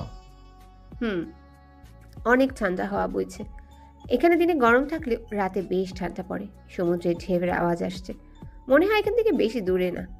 অনেক ভালো লাগছে, সাথে অনেক শীত। আমি ঠান্ডায় 2 হাত ঘষছি। কোট পরা থাকলে খুলে দিয়ে দিতাম, কিন্তু শুধু শার্ট পরে আছে, তুমি চাইলে খুলে দিতে পারি। থাক, লাগবে না। হাসলে কিন্তু তোমায় বেশ সুন্দর লাগে। কিছু বলছি না, চুপ করে আছি। জানি না কেন লজ্জা লাগছে। হঠাৎ মুগ্ধ আমার হাত ধরে নিল। বুকে কেমন জানি থুপ করে উঠল। দেখে চলো, পরে যাবে, কত পাথর দেখো না। আমি কিছু বলছি না। মুগ্ধের হাত বেশ গরম, কিন্তু জানি না কেন বেশ ভালো লাগছে। অন্য কোনো ছেলে এখন হাত ধরলে কবে এক ঝটকায় ছাড়িয়ে নিতাম, কিন্তু এখন হাত ছাড়তে মন চাইছে না কেন জানি না। মুগ্ধ কি যেন ভেবে আমার হাতটা ছেড়ে দিল। মনে হচ্ছে কিছু একটা মনে করে মন খারাপ হয়ে গেছে। আমরা হোটেলে পৌঁছে যাই। যাও রুমে যাও। রুমে গিয়ে দেখি ফারা নিশ্চিন্তে ঘুমাচ্ছে। এখানে একটা মানুষ কতক্ষণ ধরে ছিল না, আর এর কোনো চিন্তা নেই। গিয়ে কয়েকটা কিল ঘুষি দিলাম, মনে হলো বালিশে দিয়েছি। মরার মতো ঘুমাইতেছে। কি আর করার, আমিও আল্লাহর নাম নিয়ে শুয়ে পড়লাম। কাল সকাল সকাল উঠতে হবে। সকালটা শুরু হলো ফারার চিৎকার শুনে। আল্লাহ, তুই এখনো ঘুমোস? দুপুর হয়ে গেল। ঘুরতে আসছস নাকি ঘুমোতে? ফারা, এখন মাত্র সকাল 6টা বাজে। তো তুই উঠবি নাকি আমি পানি ঢালুম? লাগবো না ভাই, উঠতেছি। ঘুম ঘুম চোখে উঠে ফ্রেশ হয়ে একটু বাহিরে যায়। ফারা গেছে সবার ঘুম হারাম করতে। একটু শীত লাগছে, তা একটা চাদর গায়ে দিয়ে বাহিরে এসেছি। চারিপাশে হালকা কুয়াশা। এরকম একটা পরিবেশে কফি খাওয়ার মজাই আলাদা। দাঁড়িয়ে কফি খাচ্ছি, এই সময় মুগ্ধ আসে। একা একা দাঁড়িয়ে কফি খাওয়া হচ্ছে? না হলে সঙ্গী পাবো কোথায়? আমাকে একটা ডাক দিলেও চলে আসতাম। ডাক না দিলেও তো এসেই পড়ো, তাই ডাক দিয়ে আর কি করবো? কেন, আমি আসলে কি ভালো লাগে না? আমি তা বলিনি। তার মানে ভালো লাগে না? আমি এইটাও বলিনি। তাহলে কেমন লাগে? তোমাকে কেন বলবো? বলবো না। হঠাৎ মুগ্ধ কেমন অদ্ভুত রকম করতে শুরু করলো। মনে হচ্ছে রাগে ওর চেহারা লাল হয়ে গেছে। জেনু, তুমি ভিতরে যাও, এখানে বেশি থাকার দরকার নেই। কেন, হঠাৎ কি হলো? যা বলছি তাই করো। ওর রাগী চেহারা দেখে বেশি কথা বাড়ালাম না, চলে আসলাম ভিতরে। সবাই নাস্তা করছে। কই গেছিলি? এসে বসে নাস্তা কর। হঠাৎ কি হলো মুগ্ধের? ও যদি জিনহা হয় তাহলে নিশ্চিত কোনো কারণ আছে। হয়তো বিপদ আমার আশেপাশে ছিল। আর যদি জিনহা না হয় তাহলে এমন করার পিছনে মুগ্ধের কি কারণ থাকতে পারে? কিরে দোস্ত, কি হয়েছে? কিছু না। 8টা বেজে গেছে। এখন আমরা সবাই বের হব সমুদ্র সৈকতে। এতক্ষণ মুগ্ধের কোনো দেখা ছিল না, হঠাৎ এখন কোত্থেকে উদয় হলো। আমাকে অমন করে তাড়া দিলা কেন? আর এতক্ষণ কই ছিলা? এমন রাগ দেখানোর কারণটা কি? একসাথে এতগুলো প্রশ্ন? জবাব দিতে হবে, বলো। ওকে ওকে, আসলে ওইখানে কিছু ছেলে দূর থেকে তোমাকে দূরবীন দিয়ে দেখছিল, তাই তোমাকে চলে যেতে বলছি। কই, আমি দেখলাম না। কারণ ওরা দূরে ছিল, আর তোমার হয়তোবা আশেপাশে বেশি খেয়াল ছিল না, আর এতক্ষণ একটু আশেপাশে ঘুরছিলাম। মনে হচ্ছে এখনই ভেবে এসেছে কি বলবে। কথাগুলো কেমন বিশ্বাস হলো না। সবাই আমরা বের হই সমুদ্রে যাওয়ার জন্য। আমি সাদা জর্জেট প্লাজো আর কামিজ পরি। অশালীন ড্রেস পরা সম্ভব না। খেয়াল করলাম আগে মুগ্ধের গায়ে কালো শার্ট ছিল, কিন্তু এখন সাদা শার্ট, একটা বোতাম খোলা, কিছুটা বুক দেখা যাচ্ছে, চোখ যেন সরছেই না। কিছুক্ষণ আগে কুয়াশা ছিল, এখন রোদ, হালকা গরম লাগছে। সবাই অনেক আনন্দ করছে। ফারার কতদিনের শখ ঝিনুক কুড়াবে আজ পূরণ হলো। পাগলের মতো করছে, একবার এখানে ছুটছে আর একবার ওইখানে। এত ঝিনুক দিয়ে কি করবে কে জানে। আমার কাছে একটা ঝিনুক খুব ভালো লাগে, অনেক বড়। ঝিনুকটা আমি এটা আমার কাছে রেখে দিই। অনেক আনন্দ হচ্ছে, দৌড়াচ্ছি, লাফাচ্ছি। এত আনন্দ আমি আর করিনি। মনে হচ্ছে আমরা সবাই বাচ্চা হয়ে গেছি। অনেক সুন্দর সুন্দর জিনিস বিক্রি হচ্ছে, সব ঝিনুক, শামুক, পাথর মুক্তা দিয়ে তৈরি। দাম এত বেশি বলার বাহিরে। আমি মা বাবার জন্য কিছু কিনলাম, কিন্তু আমার জন্য কিছুই পছন্দ হচ্ছে না। অনেকক্ষণ পর আমার চোখ গেল একটা পায়েলের দিকে। পায়েলটা খুব সুন্দর, কিন্তু এটা অন্যজন কিনে ফেলেছে, ওরকম আর নেই। আমরা আরো অনেকক্ষণ ঘুরি। আমরা প্রায় সন্ধ্যায় হোটেলে ফিরি। সবাই ফ্রেশ হয়ে বাইরে ফায়ার জ্বালিয়ে গোল করে বসে গানের কলি খেলছে। আমিও বসি, আমার সামনে বসে মুগ্ধ। সবাই এক এক করে গাইছে। মুগ্ধের পালা আসলে সে আমার দিকে তাকিয়ে मोहब्बत बरसा देना तू सावन यार, तेरे और मेरे मिलने का मौसम यार। জানি না কেন আমি ওর চোখের দিকে তাকাতে পারছিলাম না, লজ্জা লাগছিল। মুগ্ধের গান শুনে মেয়েরা এমন ভাব করছিল যেন গিলে খাবে এখনই। রাত 11টায় আমরা যার যার ঘরে গিয়ে শুয়ে পড়ি, ঘুমিয়ে পড়ি। হঠাৎ আমার কানে আওয়াজ আসছে, কে যেন আমাকে ডাকছে। কোনো মতে আমার চোখটা খুলি, দেখি কেউ নেই, কিন্তু আওয়াজ আসছে, জিন্নাত জিন্নাত বলে ডাকছে। ঘড়িতে তাকিয়ে দেখি 1টা বাজে। প্রথমে উঠে বাইরে যেতে নিয়েও যায়নি, কারণ এত রাতে আমাকে কে ডাকবে আর কেন। নতুন করে বিপদ আনতে চাই না, তাই আবার শুয়ে পড়ি। কিন্তু এবার আওয়াজটা বেড়ে গেল। খেয়াল করলাম মুগ্ধের কণ্ঠের মতো। জিনু, এ জিনু, উঠো, বাইরে আসো, কথা আছে। মুগ্ধের গলা শুনে আর কিছু না ভেবে আস্তে করে বেরিয়ে পড়ি। বেরিয়ে দেখি মুগ্ধ হোটেলের বাইরে দাঁড়িয়ে আছে আর আমাকে ডাকছে। আমিও গেলাম, কিন্তু গিয়ে কাউকে দেখতে পাচ্ছি না। একটু পর আরও দূর থেকে আমাকে ডাকছে। আমি যাচ্ছি আর বলছি, এই মুগ্ধ, দাঁড়াও, কোথাও যাও, আমার জন্য দাঁড়াও, আমি আসছি। এমন করতে করতে প্রায় অনেক দূর চলে এসেছি। কখন যে সমুদ্রের কাছে চলে এসেছি বুঝতেই পারিনি। হঠাৎ মুগ্ধ এক জায়গায় স্থির হয়ে দাঁড়ালো। আমিও গেলাম পিছন থেকে, কাঁধে হাত রেখে হাঁপাতে হাঁপাতে বললাম, শেষমেশ তোমাকে ধরেই ফেললাম, আমাকে এখানে কেন ডাকলে? মুগ্ধ কোনো জবাব দিচ্ছে না। আরে কিছু বলছো না কেন? একটু অদ্ভুত লাগলো, তাই আমি তার সামনে গেলাম। মুগ্ধ কেমন করে যেন তাকিয়ে আছে, নীল চোখ লাল হয়ে গেছে, অদ্ভুতভাবে ঠোঁট বাঁকিয়ে হাসছে। কি হলো মুগ্ধ, মুগ্ধ? কিন্তু কোনো জবাব নেই। এবার আমার একটু ভয় করছে। আমি পিছিয়ে গেলাম। কে তুমি? তুমি তো মুগ্ধ না। চারিপাশ কেমন ভয়ঙ্কর আওয়াজ হচ্ছে। একটু পর দেখলাম আমাকে চারিপাশ দিয়ে ঘিরে রেখেছে। সামনে তাকিয়ে দেখি মুগ্ধ নেই। বুঝতে আর বাকি রইল না, এটা আমাকে আনার জন্য প্ল্যান করা। সবার কেমন ভয়ানক চেহারা, আমার দিকে সবাই এমনভাবে তাকিয়ে আছে, মনে হচ্ছে কত পুরনো শত্রু তাদের। আমারও আর কিচ্ছু করার নেই। আমি উপরে হাত দিয়ে আমার তলোয়ার আনলাম। সবাই আমার উপর হামলা করছে, আমিও তলোয়ার দিয়ে আঘাত করছি, কিন্তু বুঝছি না এরা মরছে না কেন। জিনহাও আসছে না। আমি অনেক ক্লান্ত হয়ে যাই। একটা জিন পিছন থেকে এসে আমাকে আঘাত করে, অনেকখানি কেটে যায়। আমি মাটিতে পড়ে যাই। জানি না তখন আমার কি হয়। নিজের ভেতরে থাকা কোনো এক শক্তি যেন বের হচ্ছে। জানি না কেন আমার পিঠে প্রচুর ব্যথা করছে, মনে হচ্ছে পিঠ থেকে কিছু বেরিয়ে আসছে। আমি অনেক জোরে চিৎকার করি। এবার আমি সবার দিকে তাকাই। ওদের দেখে মনে হচ্ছে যেন আমাকে দেখে ভয় পাচ্ছে। আমার পিঠে কিছু অনুভব করছি। কিছু বোঝার আগেই জ্ঞান হারায়। যখন জ্ঞান ফিরে তখন দেখি জিনা সবার সাথে লড়াই করছে। আমার পিঠে এখন ওই প্রচণ্ড ব্যথাটা নেই, তবে কেটে গেছে, এর একটু ব্যথা আছে। সব জিনরা চলে যায়। জিনা এসে আমাকে ধরে। আমি উঠে বসি। সরি, আমার আসতে দেরি হয়ে গেছে। কোনো সমস্যা নেই। আচ্ছা, আমার পিঠে কি কিছু আছে? না তো, তবে অনেকটা কেটে গেছে। তুমি পিছনে ঘুরে তো। কেন? একটা ওষুধ লাগিয়ে দেই, এখনই ঠিক হয়ে যাবে। লাগবে না, আমি পরে লাগিয়ে নিব। আরে যে জায়গায় কেটেছে ওইখানে তুমি লাগাতে পারবে না, আর কাউকে দিয়ে লাগাতে চাইলে তাদের প্রশ্নের উত্তর জানা আছে তোমার। কিন্তু কোনো কিন্তু নয়, তুমি পিছনে ফিরো। কোনো উপায় না দেখে আমি পিছনে ফিরি। জিনা আমার চুলগুলো সরিয়ে সামনে দেয়। যে জায়গায় কেটে গেছে ওইখানকার কাপড়টা টান দিয়ে আর একটু ছিঁড়ে নেয়। কি করছেন? না ছিললে ভালো করে ওষুধ দিতে পারবো না, বেশ অনেকটা কেটেছে। জামাটা সরিয়ে জিনা তার চোখ সরিয়ে নেয়। পরে আবার তাকায়। ওষুধ লাগানোর সময় জিনার হাত আমার পিঠে লাগে। আমার বুকে কেমন ধুপ করে ওঠে, হার্টবিট বেড়ে যায়। জিনা তার হাত দিয়ে আমাকে ঔষধ লাগাচ্ছে। জিনার হাত গরম মুগ্ধের মতো। এটা মুগ্ধের স্পর্শ, আমি নিশ্চিত। ওই স্পর্শতেই শুধু আমার এমন অনুভূতি হয়।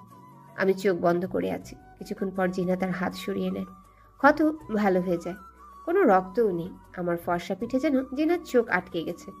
পিঠে আর কোনো ব্যথা অনুভব না হয় আমি সামনে ফিরে দেখে জিনা নেশা ভরা চোখে আমার দিকে তাকিয়ে আছে। আমি তার চোখে মুগ্ধকে দেখতে পাচ্ছি। জিনা কিছু একটা চিন্তা করে তার চোখ সরিয়ে আমাকে একটা কাপড় পেঁচিয়ে দেয়। এবার আমার যাওয়া উচিত। আমরা হেঁটেও তো যেতে পারি। কেন? দেখো না রাতের সমুদ্রটা কি সুন্দর লাগছে, আমার হাঁটতে মন চাইছে। ঠিক আছে, চলো। দুজনে হাঁটছি। মুগ্ধের হাত ধরে হাঁটতে ইচ্ছা করছে, কিন্তু পারবো না। আচ্ছা, তুমি এত রাতে এখানে কি করছিলে? আমি তো ঘুমাচ্ছিলাম, তখন একটা জিন মুগ্ধের রূপ ধরে ডাকছিল। আর তাই তুমি এত দূর চলে এলে? বাহ বাহ বাহ, যে কেউ ডাকলে আর তুমি তার পেছনে পেছনে চলে যাবে? যে কেউ ডাকলে যেতাম না, কিন্তু ওইটা যে কেউ না, মুগ্ধ ছিল। জিনা আমার কথা শুনে দাঁড়িয়ে পড়ে, আমার দিকে তাকিয়ে বলে, ওর রূপ ধরলে যেতে হবে? কেন? জানি না। ওর চোখের দিকে তাকিয়ে মনে হলো একটু হাসলো, কিন্তু তারপর আবার মুখটা মলিন হয়ে গেল। আমি এখন আসি। আরে আমাকে পৌঁছে তো দাও। আমি জানি তুমি একা একা যেতে পারবা। কেমন পুরুষ আপনি, একা একটা মেয়েকে এই রাতে এখানে রেখে চলে যাবেন? তোমার মতো মেয়ে হলে এখানে কেন, বিশাল জঙ্গলের মাঝখানে রেখে আসলেও কিছু হবে না। বলেই চলে গেল। কি আর করার, এক বালতি কষ্ট নিয়ে আমিও হোটেলে চলে আসি। আস্তে ধীরে ড্রেস চেঞ্জ করে শুয়ে পড়ি। একটু পরেই আজান দেবে। আজকেও ফারার চিৎকার শুনেই ঘুম ভাঙে। মাথাটা প্রচুর ব্যথা করছে। ঘুম থেকে উঠে চোখ বন্ধ করে বিছানায় বসে আছি। শরীরটা অস্থির অস্থির করছে। বিছানা থেকে নামার জন্য পা বাড়াতেই আমার চোখ যায় পায়ের দিকে। আমার পায়ে ওই পায়েলটা পরানো, কিন্তু এটা তো অন্যজন কিনে নিয়েছিল, তাহলে আমার পায়ে আসলো কিভাবে? আর এই পায়েলটা ওই পায়েলের থেকে একটু বেশি চকচক করছে, কিন্তু এটা আমার পায়ে এলো কোথা থেকে? আমি পায়েলটা খুলে ব্যাগে রেখে দিয়েছি। কে না কে দিয়েছে। রেডি হয়ে সবার সাথে চলে আসি। আজ আমরা কক্সবাজারের অন্যদিকে ঘুরবো, যেখানে অনেক সুন্দর সুন্দর ঝর্ণা আর পাহাড়ের মতো আছে। আমি কালো ড্রেস পরি আর ফারা লাল ড্রেস, লিপস্টিক পরে। আমরা কারো বিয়েতে যাচ্ছি না। তুই লাল ড্রেস কেন পরেছিস? আরে ওইখানে একটু জঙ্গলের মতো, তাই লাল ড্রেস পরলে ছবি অনেক সুন্দর হবে। 10 মাইল দূরে থেকেও তোকে দেখা যাবে যে লাইট কালার ড্রেস পরছিস। তাও অনেক অনেক সুন্দর লাগছে। তোর কাছে ওকে সুন্দর লাগে না কখনো? আমাকে নিয়ে কথা শেষ হলে এখন যাওয়া যাক। আমরা সবাই বের হই। মুগ্ধ বারবার আমার পায়ের দিকে তাকাচ্ছে। একটু বিরক্তি লাগছে। বারবার পায়ে তাকানোর কি আছে? আর চোখগুলো কেমন করে যেন তাকাচ্ছে। নীল চোখ তার মধ্যে এইভাবে তাকিয়ে আছে। মনে হচ্ছে এখনই আমার জান বেরিয়ে যাবে। ওর প্রেমে পড়ে গেলাম না তো আবার? আজকাল ওকে দেখলেই জানি কেমন লাগে। ওর চোখের দিকে তাকালে হার্টবিট বেড়ে যায়। এসব ভাবতে ভাবতেই আমরা আমাদের গন্তব্যস্থানে পৌঁছে যাই। অসম্ভব সুন্দর জায়গাটা, কিন্তু মানুষ বেশি। সবাই অনেক ছবি তুলছে, কারণ আজই লাস্ট দিন। আমিও কিছু তুললাম। তারপর একটু দূরে গিয়ে দাঁড়ালাম। জানি না কেন অদ্ভুত লাগছে। এই ভালো লাগছে, এই খারাপ লাগছে। মনে হয় এখনই মাথা ঘুরে পড়ে যাব। মাথাটা বাড়ি দিয়ে উঠে পড়ে যেতে নেই, তখনই মুগ্ধ এসে ধরে ফেলে। জিন্নাত, কি হয়েছে? জানি না, শরীরটা কেমন করছে। মুগ্ধ আমাকে একটা পাথরে বসায় আর বলে, এই সময় এরকম একটু হবেই। তোমার কি মনে হয় আমি প্রেগনেন্ট? নো। কেন, প্রেগনেন্ট তুমি? ছি ছি, কি বলছো? তাহলে বললা কেন? তুমি কেন বললা যে এই সময় এরকম হয়? এই সময় বলতে কোন সময় বোঝায়? না, মানে এতদিন ধরে জার্নি করছো তো, তাই বললাম। ও, হঠাৎ ব্যথাটা অনেক বেড়ে গেল। আমার চোখ দিয়ে পানি চলে এসেছে। আমি মুগ্ধের জ্যাকেট শক্ত করে ধরেছি। মনে হচ্ছে এখনই মরে যাব। অনেক অনেক ব্যথা, উফ, আর সইতে পারছি না। অন্য কেউ হলে হয়তো আমাকে ডাক্তারের কাছে নিয়ে যেত, অথবা সবাইকে ডেকে আনতো। কিন্তু মুগ্ধ শান্ত হয়ে বসে আমার পিঠ স্লাইড করছে আর করুণ দৃষ্টিতে আমার দিকে তাকিয়ে আছে। কিছুক্ষণ পর আমি স্বাভাবিক হয়ে গেলাম। কোনো ব্যথা, কোনো কষ্ট হচ্ছে না। এটা কিভাবে হলো? আর কোনো ব্যথা নেই? আচ্ছা, তোমার 20 বছর হতে আর কতদিন আছে? এই প্রশ্ন এই মুহূর্তে কে জিজ্ঞেস করে? বলো না। এই 3 দিন। আরো 3 দিন তোমাকে এই কষ্ট সহ্য করতে হবে। মানে? কিছু না। ব্যথা তো নেই, তবে মাথাটা ঝিমঝিম করছে। এক কাজ করো, আমার কাঁধে মাথা রেখে কিছুক্ষণ চোখ বন্ধ করে রাখো। আমার জন্য তুমি কেন তোমার সময় নষ্ট করবে? আজকেই লাস্ট দিন। আমার এখানেই বেশ ভালো লাগছে, যা বলছি তা করো। আমি মুগ্ধদের কাঁধে মাথা রেখে চোখ বন্ধ করি। সত্যি বলতে অনেক ভালো লাগছে। মাতাল করা সে ঘ্রাণ পাচ্ছে। মন চাচ্ছে আরো কাছে যেতে, কিন্তু এটা সম্ভব না। কখন যে ঘুমিয়ে গেলাম কিছুই বুঝতে পারিনি। তোমাকে বোঝাতে পারবো না তুমি আমার কাছে কি। যতই তোমার কাছ থেকে নিজেকে সরিয়ে আনতে চাই, ততই বেশি আরো তোমার মায়ায় পড়ে যাই। তুমি আমার সামনে থাকলে আমি আর কিছু ভাবতে পারি না। আমি ভুলে যাই আমি কে। তোমাকে নিজের করে পেতে চাই। হয়তো এটা সম্ভব না। আমি তোমাকে আর কষ্ট দিতে পারবো না। আধা ঘন্টা পর আমি চোখ খুলে দেখি মুগ্ধ আমার দিকে এক দৃষ্টিতে তাকিয়ে আছে। এবার বেশ লজ্জা লাগছে। আমি উঠে দাঁড়াই। এবার কেমন লাগছে? এখন বেশ ভালো লাগছে। সবাই কোথায়? সবাই একটু ওইদিকে গেছে। আমার কথা কারো মনে পড়লো না? ফারা, রোহান, রিয়াদ এসেছিল। আমি চলে যেতে বলছি। ওরা এসে কি দেখে? যেভাবে ছিলে তাই দেখে। কি কিছু বলে নাই? না, শুধু বলছে চালিয়ে যাও। ওদের এখন কি বলবো? ঠিক আছে, চলেন ওদের কাছে যাই। আমরা সবার কাছে গেলাম। ফারা আমাকে দেখে একটা ভেটকি মাছের মতো হাসি দেয়, যার মানে হচ্ছে তলে তলে টেম্পো চালাও। তোরা সবাই আমার দিকে এইভাবে তাকিয়ে আছিস কেন? জানো না কেন? তোরা যেমন ভাবছিস তেমন কিছুই না। ওকে, ওই আমাকে দেখা বন্ধ করবি? তার থেকে ভালো এত সুন্দর জায়গা দেখ। তোমাকে তো পরে দেখবো। মন ভরে দেখো, ঠিক আছে? আমরা অনেকক্ষণ ঘুরি। ভর দুপুর ফারাদ ছবি তুলতে জঙ্গলের ভিতরের দিকে যায়। জঙ্গলে কেন যাস? এখানে যাস না। আরে দূর, এখানে কত মানুষ, একটু জঙ্গলের ভিতরে গিয়ে কয়েকটা সুন্দর পিক তুলে আসি, জোস হবে। ঠিক, চল। কি আর করব, আমি ওদের পিছনে পিছনে যাই। ফারা, রোয়ান, রিয়াদ পিক তোলা শুরু করে। মুগ্ধ আমার কয়েকটা পিক তুলে দেয়। অনেকক্ষণ হয়ে গেল, ওদের এখনো হয়নি। তবে এবার আর আমার ভালো লাগছে না। মনে হচ্ছে কেউ আমাদের দূর থেকে আকর্ষণ করছে। এখানে থাকা বেশি ঠিক হবে বলে আমার মনে হয় না। আমি তাদের ধমকিয়ে নিয়ে আসি। আমরা ওইখানে একটা রেস্টুরেন্টে খেয়ে আরও অনেকক্ষণ ঘুরে চলে আসি। আজকেও আবার বাহিরে বোম ফারা চালিয়ে সবাই গোল করে বসি। সবাই গোল করে নাচছে, লাস্টে বলে কথা। ফারা আমাকে জোর করে টেনে নিয়ে গেছে। কিছুক্ষণ পর আমরা এসে পড়ি। বসে বসে সবার নাচ দেখছি। আমার না কেমন জানি লাগতেছে। কেন, কি হয়েছে? জানি না, কেন আমার মনে হচ্ছে কেউ আমার দিকে কুনজরে তাকিয়ে আছে। আমার একটু অদ্ভুত লাগলো। আমি আশেপাশে ভালো করে তাকিয়ে দেখলাম কেউ তো নেই। আমার কেমন সন্দেহ হচ্ছে। আরে দূর, এটা তোর মনের ভুল। হয়তো বা। ওইদিকে মুগ্ধ গিটার বাজাচ্ছে আর ওকে ঘিরে মেয়েরা বসে আছে। কিছু বলছেও না, লুচ্চা কোথাকার। যা রাগ হচ্ছে আমার। মুগ্ধ এবার আমার দিকে তাকিয়ে গিটার বাজাচ্ছে। তার তাকানো দেখে আমার সব রাগ ফুস হয়ে যায়। তার চোখে নেশায় পড়ে গেছি। তার মধ্যে তার ঠোঁট বাঁকানো মুচকি হাসি। অনেক রাত হয়ে গেছে, লাস্ট ডে তো এখানে, তাই অনেক রাত পর্যন্ত আনন্দ করেছি। এবার সবাই যার যার ঘরে যায়। বিছানায় শুতে রাত যে। আমরা সবাই তোর কথা বিশ্বাস করছি, আর এটা মনে করিস না যে এটা জানার পর আমরা তোকে ছেড়ে চলে যাব। সরি। আরে তুই কান্না করছিস কেন? আচ্ছা এবার থাম আর বল কি হয়েছে। জিন্নাত কান্না করেই যাচ্ছে, সবাই ওকে শান্ত করে। এবার বল কেন কান্না করছিস। তোদের এই কথা জানানো আমার উচিত হয়নি, কারণ আমি যাদের এই কথা বলি তারা নাকে মুখে রক্ত উঠে মারা যায়। চুপ হয়ে যায়। রিয়াদ মিথ্যা হাসি দেওয়ার চেষ্টা করে বলে, মজা করছিস তাই না?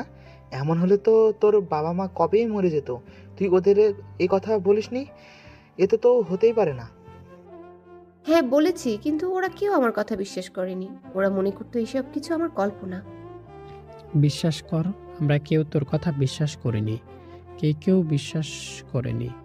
তোরা বললেই তো আর হবে না। তোদের মুখ দেখে সব বোঝা যাচ্ছে।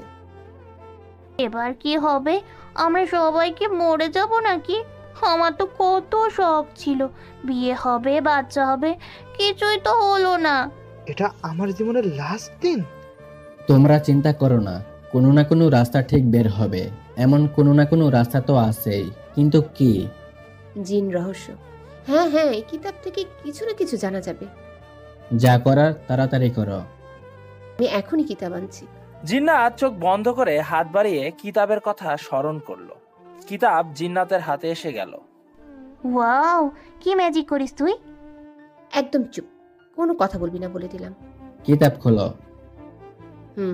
জিন্নাত কিতাব খুলে আর জিজ্ঞাসা করে, এর থেকে বাঁচার উপায় কি? এই তো লেখা উঠছে, আমি পড়ছি, তোরা শোন।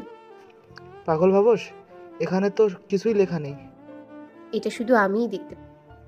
ও, এখানে লেখা আছে, যার কারণে তোমার ফ্রেন্ডরা বিপদে, সে হলো তোমার রক্ষী জিন। এটা শুধু তখনই আসে যখন তুমি কাউকে তোমার সম্পর্কে বলো। একে থামানো অনেক কঠিন, কারণ যে একে আদেশ দিয়েছিল যে কোনো মানুষ তোমার সত্যটা জানলে তাকে মেরে ফেলতে, সে এখন এই দুনিয়াতে নেই। তুমি 20 বছর বয়সে পা রাখলে একে থামাতে পারবে, ও তোমার আদেশ শুনবে, কিন্তু এখন না। এখন একটাই উপায়, যতক্ষণ পর্যন্ত তোমার বয়স 20 না হয় ততক্ষণ ওদের বলো ওদের সামনে যাই আসুক না কেন ওরা যাতে স্বাভাবিক থাকে আর কোনো তরল পদার্থ যেন না খায়। এইভাবে কিছুক্ষণের জন্য ওরা বেঁচে যাবে, কারণ রক্ষী জিনকে শুধু তারাই দেখতে পারে যারা তোমার কথায় বিশ্বাস করে। ওরা যদি একে দেখেও না দেখার ভান করে তাহলে জিন ভাববে ওরা তোমার কথায় বিশ্বাস করেনি। কিছুই তো বুঝলাম না। ভাইয়ের মানে কি? শোনো তোমরা, এখন থেকে তোমাদের সামনে যে আসুক না কেন কোনো রিয়েক্ট করবা না, এমনভাবে থাকবা যেন কিছুই দেখোনি। আমাদের সামনে কি আসতে পারে? কেউ কি একটু ধারণা দিতে পারবা? কোনো জিন ভূত? ওরা দেখতে তো মানুষের মতোই তো হবেই, তাই না? কি তাই তো? হ্যাঁ, তবে ওই হরর মুভির ভূতের থেকেও একটু বেশি ভয়ঙ্কর দেখতে হতে পারে। ও, আর তোর কি ধারণা ওকে দেখে আমরা হাসবো? এটাই করতে হবে আসলে। আমরা কেউ বাঁচবো না বলে মনে হয় না। প্লিজ এমনভাবে বলিস না। তোদের কিছু হলে আমি নিজেকে কোনোদিনও ক্ষমা করতে পারবো না। দরকার লাগলে নিজের জান দিয়ে দিব, তাও তোদের কিছু হতে দিব না। কাঁদিস না, আমরা জানি এতে তোর কোনো দোষ নেই। আমরা সবাই চেষ্টা করব, চিন্তা করিস না। এত তাড়াতাড়ি আমরা তোর পিছু ছাড়বো না। ওরা সবাই সবাইকে জড়িয়ে ধরে। এক্সকিউজ মি, আপনাদের হয়ে গেলে কি করা যায় এটা ভাবেন, একটু পর সন্ধ্যা হয়ে যাবে। আমরা সবাই আজ একসাথে থাকবো, কিন্তু কোথায়? সবার বাড়িতেই তো মা বাবা থাকে। রোহানের অবস্থা খারাপ। কি হয়েছে? আমার পাশে এসে বসেছে, আমি আর পারছি না। ফারা কিছু কর। ধীরে ধীরে ওর চেহারার অঙ্গভঙ্গি বদলে যাচ্ছে। এইভাবে তো জিন বুঝে যাবে। রোহান, জানো আমি না তোমাকে অনেক ভালোবাসি, অনেক আগে থেকে, কিন্তু বলতে পারি। শুনতে ভালো লাগছে, কিন্তু জানি তুমি এটা কেন বলছো। সত্যি বলছি। জিন ওর কাঁধে হাত রাখতে যায়। রোহান না চাইতে ওর মুখ দিয়ে চিৎকার বের হতে নেয়, আর ফারা রোহানকে ধরে ওর ঠোঁটে ফারা নিজের ঠোঁট লাগিয়ে দেয়। আমরা সবাই হা করে তাকিয়ে আছি। রোহান চোখ বড় বড় করে তাকিয়ে আছে। কিছুক্ষণ পর ফারা রোহানকে ছেড়ে দেয়। বেচারা এখনো শকে আছে। এখনো সামনে জিন এসে নাচলেও রোহান ফারাকেই দেখতে পাবে। বেশ অনেকক্ষণ হয়ে যায়, রোহান ওই হাঁ করেই আছে। রিয়াদ কি ঝাঁকি দেয়, তবে রোহানের হুঁশ ফিরে। রোহান মুচকি মুচকি জিন্নাত, ওকে বলে দে না হাস। জিন কি চলে গেছে? ও জিনের কথা তো ভুলেই গিয়েছিলাম। কোথায় ও? দেখতে পাচ্ছি না তো। তার মানে চলে তো গেছে এখন না জানি কার চোখে বাসে। আমার সামনে আসলে তো ফারা কোনো সানি লিওনের কিস করলেও ভয়ে মরে যাব। তোরে কেন কিস করব? হ্যাঁ, ও আমাকে ভালোবাসে, তাই করেছে। কে বলেছি ভালোবাসি? আমি তো তোর জান বাঁচানোর জন্য বলি। তুই কি বলতে চাস আমার জানের কি কোনো মূল্য নেই আমার কাছে? আমি এটা বলিনি। চুপ থাক তোরা। রিয়াদ শোন, তুই না বড় হয়ে নায়ক কত বড় না, মানে হতে তো চাস নাকি? তো আজ দেখিয়ে দে তোর অ্যাক্টিং। পারুম না ভাই, তুই ফিল্ম ডায়লগ ছাড়া বন্ধ কর। রোহান ঠিকই বলে, তোর থেকে ভালো অ্যাক্টিং আমাদের অপু ভাই করে। কি রোহান, তুই আমাকে এইভাবে অপমান করছিস? ঠিকই তো বলছি। আজ দেখবি অ্যাক্টিং কাকে বলে। অনেকক্ষণ পর রিয়াদ রোহানের মতো হাসা শুরু করে। আমাদের আর বুঝতে বাকি রইল না, জিন এসে রিয়াদের পাশে বসে। রিয়াদ গোল গোল হাঁটছে, জিনও রিয়াদের পিছে পিছে যায়। কিছুক্ষণ পর রিয়াদ আমার পাশে। কি রে এই জিন, কখন যাবে? যাবে একটু পরে যাবে। ততক্ষণে যদি আমার প্যান্ট ভিজে যায়? দেখিয়ে দে তোর প্রতিভা। রিয়াদ গিয়ে মুগ্ধের পাশে বসে। চোখ বন্ধ করে রাখো। চোখ বন্ধ করলে ভয়ে মরে পড়ে থাকবো। জিন রিয়াদের গলায় হাত দিতে নেয়, আর রিয়াদ জোরে কুত্তি বলে চিৎকার করে উঠে দাঁড়ায়। আমরা সবাই ভয়ে লাফ দিয়ে উঠি। বেচারি জিনও মনে হয় ভয় পেয়ে গেছে। কি শয়তানি, ও নিজেরও ভাবে কি ও আমাকে ছেড়ে চলে গেলে কি আমি মরে যাব? আমি একটা না আরো 10টার সাথে প্রেম করব। ও কি আঙ্গুল দেখিয়ে কাঁপিয়ে কাঁপিয়ে বলছে। হাত যে কেন কাঁপছে তা আমরাই জানি। কার কথা বলতাছো? আর কার কথা? আমার এক্স মায়ার কথা। ও কি ভাবে ও ব্রেকআপ করলে কি আমি আর মেয়ে পাবো না? রিয়াদ ভয়ে মুখ দিয়ে যা আসছে তাই বলছে। এমন কোনো গালি নাই যে ও তার এক্সকে দিতেছে না। এই প্রথম আমি এত গালি একসাথে শুনলাম। অনেক নতুন গালিও শুনলাম। রিয়াদ চিল্লিয়ে চিল্লিয়ে মায়াকে চোখ বন্ধ করে গালি দিচ্ছে, আর আমরা দাঁড়িয়ে দাঁড়িয়ে শুনছি। মায়া যদি এসব শুনতো তাহলে এখনই বিষ খাইতো নিশ্চিত। রিয়াদ এত ভয় পেয়েছে যে কি বলতেছে নিজেও জানে না। কিছুক্ষণ পর হাঁপাতে হাঁপাতে সোফায় বসে। তুই কি গালি দেওয়ার কোর্স করছো? ভাই থামলি কেন? যত রাগ আছে আজকেই বের কর, তোকে কেউ থামাবে না। জিন চলে গেছে। তোমার গালি শুনে লজ্জায় জিনও চলে গেছে। আর কে এই বেচারি মায়া যার ব্যাপারে এত বিস্তারিত বলছো? আমার এক্স গার্লফ্রেন্ড। যাক, কোনো কাজে তো আসলো না। যাক, বল আমার অ্যাক্টিং কেমন ছিল? অ্যাক্টিং জানি না, তবে গাড়ি দেওয়ার জন্য তোর মুখে নোবেল ছুঁড়ে মারা উচিত। এখন কার পালা? ফারার। কেন? আমি কেন? তুমিও তো হতে। না, এখন তোরই পালা। ফারা এটা শুনে ভয়ে শেষ। এখন কি হবে? কারণ ফারা তো অনেক ভীতু। যদি উল্টাপাল্টা কিছু করে ফেলে। ফারা ভয়ে পাশে থাকা পানি খেয়ে ফেলে, আর কিছুক্ষণ পর ওর নাক মুখ দিয়ে রক্ত বের হতে থাকে। আমরা সবাই ফারাকে ধরি। তুই পানি কেন খেতে গেলি? এখন কি হবে?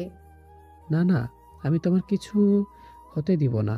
ওকে, ডাক্তারের কাছে নিয়ে যাব। অমনি জিন হাজির হয়। ফারার চোখ বড় বড় করে হাত দিয়ে ইশারা করে দেখায়, কিন্তু আমরা কাউকে কিচ্ছু দেখতে পারছি না। হঠাৎ ফারা উপরে উঠে হাওয়াতে ঝুলছে। জিন ওর গলা ধরে উপরে উঠিয়ে রেখেছে। আমরা কেউ ফারাকে হাতের নাগালে পাচ্ছি না। আমরা সবাই চিৎকার করছি, ওই তুই কে? ফারাকে ছাড় বলছি। দরকার হলে আমার জান নিয়ে নে। আমার ফারাকে ছাড়, ওর কিছু হলে আমি তোকে ছাড়বো না। মুগ্ধ জানি না কি পাউডারের মতো এনে ছিটিয়ে দেয়, কিন্তু তাও কোনো কাজ হয় না। আমি আমার তালোয়ার দিয়ে আন্দাজে আঘাত করছি, তাও কিছু হচ্ছে না। আমরা সবাই অনেক চেষ্টা করেও ছাড়ানো যাচ্ছে না। আমরা সবাই কাঁদতে থাকি। এখন কি আর কোনো উপায় নেই? ফারাকে কি আর বাঁচাতে পারবো না? ফারা আর শ্বাস নিতে পারছে না, ওর চোখ বন্ধ হয়ে এসেছে। তখনই আমার নজর ঘড়ির দিকে যায়। আমি সাথে সাথে চিৎকার করে উঠি, রক্ষী জিন, ফারাকে ছেড়ে দাও, এটা আমার হুকুম। সাথে সাথে ফারা উপর থেকে নিচে পড়ে যেতে নেয়। রোহান ধরে ফেলে। আমরা সবাই ফারার কাছে যাই। ফারার নাক মুখ দিয়ে এখনো রক্ত পড়ছে। রোহান গিয়ে ফারাকে সোফায় শোয়ায়। ফারা চোখ বন্ধ করে আছে আর কাঁপছে। মুগ্ধ পানির মতো কি খাওয়ায় আর ফারার সাথে সাথে ঠিক হয়ে যায়। ফারা চোখ খোলার সাথে সাথে রোহান তাকে জড়িয়ে ধরে কাঁদ। তোমার কিছু হয়ে গেলে আমার কি হতো? ভীতু কোথাকার, মনে একটু সাহসও নেই। এই দাঁড়াও দাঁড়াও, তুমি আমাকে ভূত বলতেছ? আমি ভূত? তাহলে সাহসী নাকি? আবার জিগায়? হ্যাঁ, তুই যে কত সাহসী তার নমুনা একটু আগে আমরা সবাই দেখলাম। এই শোন, তোর মুখে এইসব কথা মানায় না। কিন্তু জিন তোমাকে ছাড়লো কেন? তুই কি চাস, আমাকে আরো ধরে রাখতো? আমি সেটা বলিনি। মনে হলো জিন তাদের কথা শুনে ছেড়ে দিল। কুত্তি, তাহলে এতক্ষণ কি করছিলি? আগে ছাড়তে বলতে পারলি না? এতক্ষণ কি তোর নানাই চিল্লাইছে? তাও ঠিক। হঠাৎ তোর কথা কেন শুনতে গেল? আর আগে কেন শুনে? কারণ রাত 12টা বেজে গেছে। তো আগস্টের 1 তারিখ পড়ে গেছে। তো আমার বার্থডে 1 তারিখ। ও সরি, হ্যাপি বার্থডে। তো কি হয়েছে? কিতাবে লেখা ছিল আমি 20 বছরে পা রাখলে ওই জিন আমার কথা শুনবে, আর আমি 20 বছরে পা রেখেছি এখন। বলতে না বলতে মুগ্ধ আমার কাছে এসে ওর 2 হাত আমার কাঁধে রেখে বলে, তুমি ঠিক আছো তো? কিছু হয়েছে হলে তাড়াতাড়ি বলো। আমি ঠিক আছি, আমার কি হবে? ভাই, ওর 20তম জন্মদিন আজ, নতুন করে জন্ম হয়নি। নতুন করে জন্ম হলে জিজ্ঞেস করে লাভ হতো না, কারণ কান্না ছাড়া আর কিছুই বলতে পারতো না। তাই চুপ কর তোরা। মুগ্ধ, আমার সাথে আসো, তোমার সাথে আমার কিছু কথা। ও, কি কথা বলবি? এমন করে তাকানোর কিছু হয় নাই, একটা গুরুত্বপূর্ণ কথা বলবো। আমি জানি তোমার সেই গুরুত্বপূর্ণ কথা। তোরা যদি হাসি না থামাস তাহলে কিন্তু আমি জিনকে ডাকবো। তোর কি মনে হয় আমরা ভয় পাই? ও তাই না? রক্ষী জিন, হাজির হও। সাথে সাথে একটা মধ্যবয়স্কা লোক এসে, যুদ্ধের কালো পোশাক পরা, দেখতে এতটাও খারাপ না। প্লিজ তোরা এটা বলিস না যে ওনাকে দেখে তোরা এত ভয় পাইছিস, তাহলে তোদের বন্ধু বলতে আমার সম্মানে বাঁচবে। আমি তো এটা ওই জিন না। ওই হালা অনেক বিশ্রী ছিল দেখ। ওইটা আমি ছিলাম। দেখতে এতটাও খারাপ? আমি অন্য রূপে ছিলাম। এটা বলো, আপনাকে আমার জন্য কে রেখেছে? আমার খেয়াল রাখতে কে বলেছে? রানীমা। নাম কি? রানীমা। কে উনি? আমি শুধু এটা জানি, আমি ওনার গোলাম। ওনার হেফাজত করা আমার দায়িত্ব ছিল, এখন আপনাকে হেফাজত করার দায়িত্ব। ঠিক আছে, যাও। মুগ্ধ, তোমার সাথে আমার কথা আছে, চলো। বলি হাত ধরে বাগানে নিয়ে আসলাম। কি হয়েছে? শরীর খারাপ করছে নাকি? কে তুমি? মানে আমি কি দেখতে পারি? না, পারছি না। তোমার আমি মুগ্ধ। সত্যিটা শুনতে চাই। আর নাটক করো না। তুমি তো জিনহা, তাই না? না, মানে আমি সত্যিটা শুনতে চাই মুগ্ধ। আমার আর ভালো লাগছে না মিথ্যা শুনতে।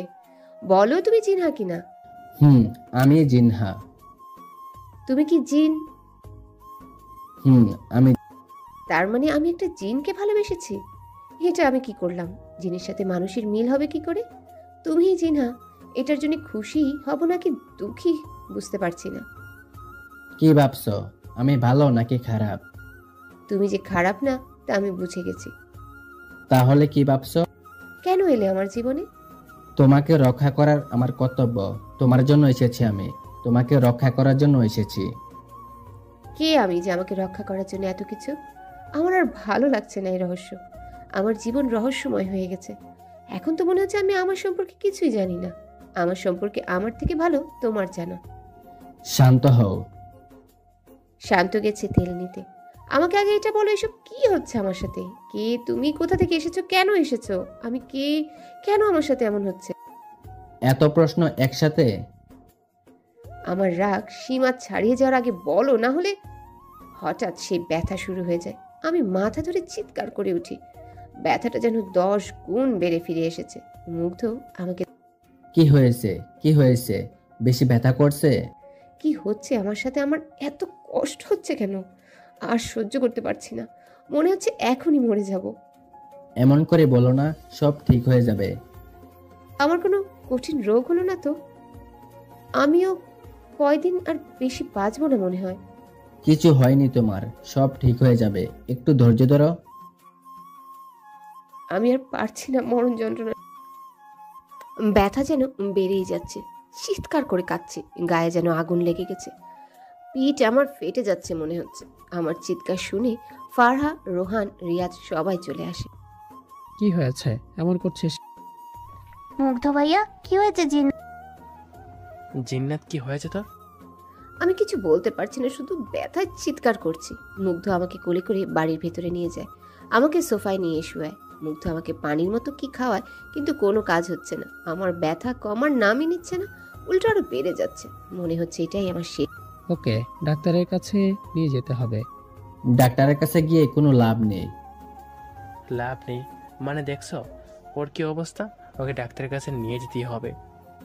কোথাও নিয়ে যেতে হবে না ওকে। ভাইয়া জিদ ধরেন না, নিয়ে যেতে দেন ওকে। ওর কিছু হয়ে গেলে তখন?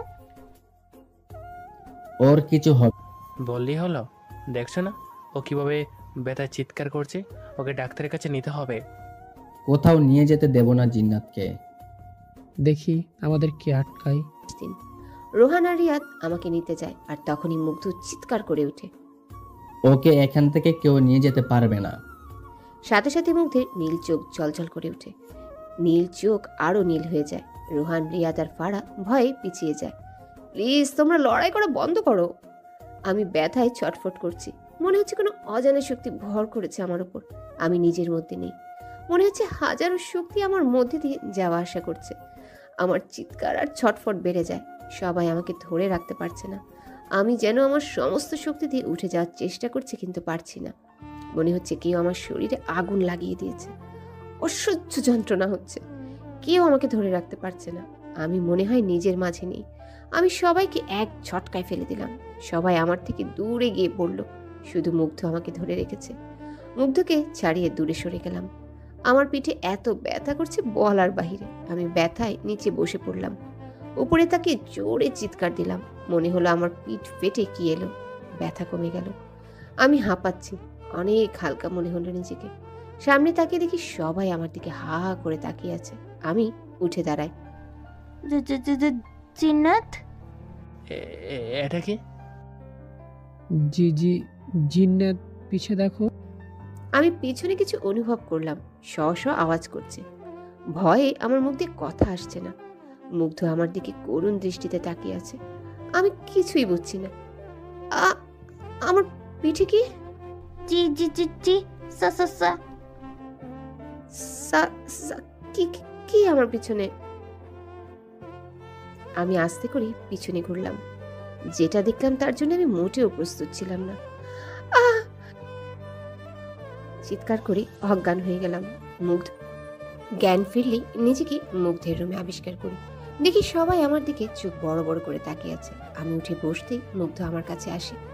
এখন কেমন লাগছে? নিজেকে অনেক হালকা লাগছে, কোনো কিছু খাইনি বলে মনে হয়। তারপর হঠাৎ আমার পিঠের কথা মনে হলো। তাড়াতাড়ি তাকিয়ে দেখি কিছুই নাই। পিঠে হাত দিয়ে দেখি কোনো ক্ষতও নেই। আমার পিছনে ওটা কি ছিল? আর এখন তেমন কিছুই ছিল না, এখন তুমি আরাম করো। তেমন কিছুই ছিল না মানে? আমি স্পষ্ট দেখেছি আমার পিছনে দুটো বড় বড় সাদা ডানা ছিল, যেগুলো হাওয়ার সাথে বাড়িকেই শশ আওয়াজ করছিল। কি ছিল? বেশি কিছু ছিল না, শুধু দুটো সাদা ডানা ছিল, একদম মবির মতো। এটা বেশি কিছু না? কেন রে, তোর কি কয়দিন পর পর ডানা গজায় নাকি? তা না, কিন্তু মুগ্ধ যেভাবে বললো সেটাই বললাম। চুপ কর তোরা। মুগ্ধ, আমাকে আজ সব কিছু বলো। এখনই আমার পিঠের কারণ আমি কি? কারণ তুমি একটা পরী, মানুষ না। Are you kidding with me? মজা করছো আমার সাথে? আমি মজা করছি না। আমি যদি পড়ি হই তাহলে আমার মা বাবা কেন মানুষ? কারণ ওরা তোমার আসল। তুমি জানো তুমি কি বলছো? আমি ওদের সন্তান, বুঝলে? আর ওরা যদি আমার মা বাবা না হয় তাহলে? আর যদিও আসলে ও পরি হয়ে থাকে, তাহলে এতদিন পর ওর কেন ডানা গজালো? আগে আমি সব বলছি। বলো। আমাদের জিন জাহাজের মহারাজা ছিল তোমার বাবা, আর রানী ছিল তোমার মা। জিন জাহাজের সিংহাসনে বসতে চাইত সেনাপতি কালজিন। সে ছিল অনেক শক্তিশালী। সে আমাদের রাজাকে ধোঁকা দিয়ে মেরে ফেলে। সে মনে করে এবার হয়তো ওর ক্ষমতার জন্য ওকে রাজা ঘোষণা করা হবে, কিন্তু তা হয়নি। কারণ রানী মায়াবী কোনো যুদ্ধের থেকে কম ছিল না। ওনার দক্ষতার জন্য সবাই রানী মায়াবীকে সিংহাসনে বসার জন্য বলে। অনেকদিন ভালোই কাটছিল, কিন্তু জিনকাল তার একটা বড় দল গঠন করে হামলা করে। রানী তার সাহসের সাথে মোকাবেলা করে, কিন্তু আমাদের দলের অনেকজনে বেমানি করে, যার কারণে আমাদের দলের অনেক ক্ষতি হয়। জিন জাহাজের কোনো রাজা যদি হারতে নেয়, তাহলে তার শক্তি বাড়ানোর জন্য একটা বিশেষ গাছের শিকড় আছে, তা খেলে শক্তি বহুগুণ বেড়ে যায়। রানী মায়াবী তা খেলেও কোনো কাজে আসে না, কারণ ওই সময় তুমি তার গর্ভে ছিলে, যার সব শক্তি তোমার শরীরে চলে যায়। রানীর পক্ষে যুদ্ধ করা কঠিন হয়ে পড়ে, কারণ একে তো তুমি তার গর্ভে ছিলে, দ্বিতীয় ওই ওষুধ খাওয়ার ফলে তোমার শক্তি বাড়তে থাকে, যা রানীর পক্ষে অনেক যন্ত্রণাদায়ক ছিল। আমার মা বাবা, মানে তোমার বাবার চাচাতো ভাই রানী মায়াবীকে লুকিয়ে রাখে, কারণ কাল জিন তোমার মাকে খুঁজছিল মারার জন্য। জিন জাহাজের নিয়ম, যতদিন আগের রানী বা রাজা বেঁচে থাকবে বা তার স্বেচ্ছা কাউকে সিংহাসনে অধিকার না দিবে, ততদিন কেউ ওই সিংহাসনে বসতে পারবে না। তোমার পৃথিবীতে আসার দিন ঘনিয়ে আসছিল, তখন আমার বাবা তোমার মাকে কথা দিয়েছিল, আমি সবসময় তোমার রক্ষী হিসেবে থাকব, তোমার কিছু হতে দেব না, তোমার হুকুম চলবে আমার উপরে। তখন আমার বয়স ছিল 4 বছর। দিন চলে আসলো আর তুমিও জন্ম হলে, কিন্তু কাল জিন জেনে গিয়েছিল রানী কোথায় আছে, তাই সে সেখানে আসে। রানী তোমার মাঝে জিন রহস্য কিতাব লুকিয়ে রাখছিল। রক্ষী জিনকে তোমার হেফাজতের হুকুম দিয়েছিল, যাতে তোমার ব্যাপারে কেউ না জানতে পারে, কিন্তু উনি এটা জানতো না যে যারা এটা জানতে পারবে তাদের রক্ষী জিন মেরে ফেলবে। রানী তোমাকে পরবর্তী রানী হিসেবে স্বীকার করেন, কিন্তু তোমাকে লুকিয়ে রাখতে হবে যতদিন না তোমার 20 বছর পূর্ণ না হবে। তাই তোমাকে রানী মায়াবী একটা পানি খাওয়ায়, যাতে তোমার সব শক্তি লুকিয়ে থাকে। তোমাকে অন্য কোথাও রাখার আগে জিনরা সব চলে আসে। আমি তোমাকে নিয়ে পালিয়ে যাই, একটা এতিমখানার সামনে আসি, যেখানে তোমার মতো অনেকগুলো বাচ্চা ছিল, যাদের মধ্যে তোমাকে লুকিয়ে রাখি। ফিরে গিয়ে দেখি রানী মায়াবী আর বেঁচে নেই, কিন্তু কালজিন তাও রাজা হতে পারেনি, কারণ রানী তোমাকে পরবর্তী রানী হিসেবে ঘোষণা করেছিল। আমি আর মা ওই এতিমখানায় আবার যাই, কিন্তু তুমি ছিলে না। খোঁজ নিয়ে দেখি বর্তমানে যে তোমার মা বাবা, তাদের কোনো সন্তান হয় না, তাই তোমাকে দত্তক নিয়েছে। আমার মা বলল 20 বছর হওয়া পর্যন্ত এটাই তোমার সেফ থাকার জায়গা। তোমার প্রতি আমি সবসময় নজর রাখতাম। মূলত এটাই হচ্ছে ঘটনা। সবাই হা করে আছে, আর আমি তো মনে হলো আকাশ থেকে পড়লাম। এত কিছু আমার সাথেই হতে হলো। আবার কষ্ট হচ্ছে আমি আমার বাবা মার সন্তান না। ওয়াও, গল্পটা অনেক সুন্দর, তো শুনতে তো ভালোই লাগলো। আর কেউ ওরে চুপ করাও, না হলে আমার হাত থেকে ওকে আর কেউ বাঁচাতে পারবে না। ভাই তুই চুপ থাক। এটা কি সত্যি কাহিনী? হুম। এখন কি হবে? আর আমি বা কি করব? কালকে আমার সাথে তোমাকে জিন জাহাজে যেতে হবে। সবাই তোমার জন্য অপেক্ষা করছে। আর সিংহাসন যে করে হোক কালকে হারাতেই হবে। তুমি তো অনেক কিন্তু কালকে শুধু তোমার তলোয়ার দিয়ে মারা যাবে, আর তলোয়ার অন্য কারোর হাতে কাজ করে না। আমার মা বাবাকে হত্যা করার প্রতিশোধ তো আমি কিন্তু একে হারানো এত সহজ না। সেটা দেখা যাবে, তুমি আছো না। তার মানে আমরা এতদিন একটা পরীর সাথে ছিলাম। আমার ফ্রেন্ড পরি, ভাবতেই কেমন লাগতেছে। কেমন লাগতেছে তুই বুঝবি না। তোরা কি আরো কথা বলবি? দেখ আমি ঘুমে পড়ে যাচ্ছি। এইসব শোনার পরেও দেখ ভাই, ঘুম ইজ ঘুম, এটা আসবেই। এটা হলো আমার সবচেয়ে প্রিয় কাজ, এটা বাদ দেওয়া। দূরে গিয়ে মর। বাসায় গিয়ে ঘুমা যায়। এত রাতে বাসায় যাবো? মাথা খারাপ। ঘড়িতে তাকিয়ে দেখ, 5টা বেজে গেছে। এখন আমাদের বাসায় যাওয়া উচিত। একটু পরে যাও, আর সবাই নাস্তা করে যাও। আমরা সবাই নাস্তা করে যার যার বাসায় চলে যাই। মুগ্ধ বলেছে আমাকে নিতে আসবে পরে। বাসায় গিয়ে দরজা নক করছে। মা দরজা খুলে গিয়েই মা বাবাকে জড়িয়ে ধরি। চোখের পানি আজ বাদ মানছে না। আমি কত ভাগ্যবতী যে মা বাবা মারা যাওয়ার পরেও এমন মা বাবা পেয়েছে। আমাকে কখনোই বুঝতে দেয়নি যে আমি ওদের সন্তান না। এত ভালোবাসা দিয়েছে আমাকে যে তাদের ঋণে আমি ঋণী। আমি কোনো দিন প্রথম যাব জিন রাজ্যে। অদ্ভুত লাগছে, জানি না কেমন হবে ওখানে সবকিছু। কিছু ভাবছো? কোথায় জিন রাজ্য? আমরা কি উড়ে যাব? আর কিভাবে? দুটো ডানা তো আর সাজিয়ে রাখার জন্য না। কিন্তু আমি চেষ্টা করলেই হবে, কিন্তু এখান থেকে যাওয়া যাবে না। আশেপাশে অনেক মানুষ, জঙ্গল থেকে যেতে হবে। চলো তাহলে। আমরা জঙ্গলে গেলাম। সেখানে একটা উঁচু টিলায় উঠলাম। এখান থেকে উঠতে হবে। কেমন লাগ? কি ভয়? আমি ভয় পাই না, সত্যি বলতে একটু ভয় লাগছে। ঠিক আছে, তাহলে প্রস্তুত হও। কিন্তু তুমি কি এভাবে যাবে নাকি? না মানে এই সালোয়ার কামিজ পরে? তো কি হয়েছে? জিন রাজ্যের রানী প্রথম তার রাজ্যে যাবে, তাও আবার সালোয়ার কামিজ পরে। তো এখন কি করব? মুগ্ধ আমার হাত ধরে ধরে আমাকে একটা ঘুরানি দেয়, আর সাথে সাথে আমার ড্রেস চেঞ্জ হয়ে যায়। একটা সাদা গাউন, ম্যাচিং ইয়াররিং। গাউনটা খুবই সুন্দর। মুগ্ধ আমার দিকে তাকিয়ে আছে। একটু লজ্জা লাগলো। মুগ্ধ, এবার চলো। কিছু একটা কমতি আছে। মুগ্ধ আমার কাছে আসে। আমার নিঃশ্বাস বন্ধ হয়ে আসছে, হার্টবিট বেড়ে যাচ্ছে, ওর চোখে হারিয়ে যাচ্ছে। মুগ্ধের এক হাত দিয়ে আমার চুলগুলো খুলে দেয়। আমার লম্বা ঘন চুল নিমিষে বাতাসে এলোমেলো হয়ে যায়। মুগ্ধ চুলগুলো পরম যত্নে ঠিক করে দেয়। এবার ঠিক আছে, তোমার ডানা মেলো, যেতে হবে। আমি একটু ঝাঁকি দিতেই ডানা বেরিয়ে পড়ে। কেউ এতটা সুন্দর কিভাবে হতে পারে? সত্যি অপূর্ব লাগছে। মুগ্ধ তার হাত বাড়িয়ে দেয়। আমি হাত ধরি। আস্তে করে ডানা ঝাঁকাতে থাকি। একটু পর আমি মুগ্ধের হাত ধরে উঠতে থাকি। Wow, amazing! আকাশে উঠতে কি যে ভালো লাগছে বলে বোঝাতে পারবো না। তাই এবার আমি নিজে নিজে উঠতে পারবো, কিন্তু আমার কাছে মুগ্ধের হাত ধরে উঠতেই বেশি ভালো লাগছে। জিন রাজ্যে যাওয়ার সময় আমি উপর থেকে এমন এমন জায়গা দেখি যা আগে কখনো দেখিনি। কিছুক্ষণের মধ্যেই আমরা জিন রাজ্যে পৌঁছে যাই। ওইখানে যাওয়ার পর নিজের চোখে বিশ্বাস করতে পারছিলাম না। এত সুন্দর জায়গা হতে পারে বলে আমার ধারণাই ছিল না। আমরা রাজমহলের সামনে নামি। এখানে অনেক মানুষ, না মানে জিন পরি সিরিয়াল ধরে দাঁড়িয়ে আছে। আমরা যেতেই সবাই আমাদের উপর ফুল ছিটাচ্ছে। একজন বয়স্ক মহিলা আমাকে জড়িয়ে ধরে কাঁদতে থাকে। উনি আমার নানি যান। কিছুক্ষণের জন্য মনে হয়েছে যেন আমার মেয়ে আরেকজন মহিলা আসে, তাকে মুগ্ধ জড়িয়ে ধরে। জিন্নাত, এ হলো আমার মা। আমি সালাম দেই। তাহলে তুমি হলে আমাদের মায়াবীর মেয়ে, দেখতে একদম তোমার মায়ের মতো হয়েছে।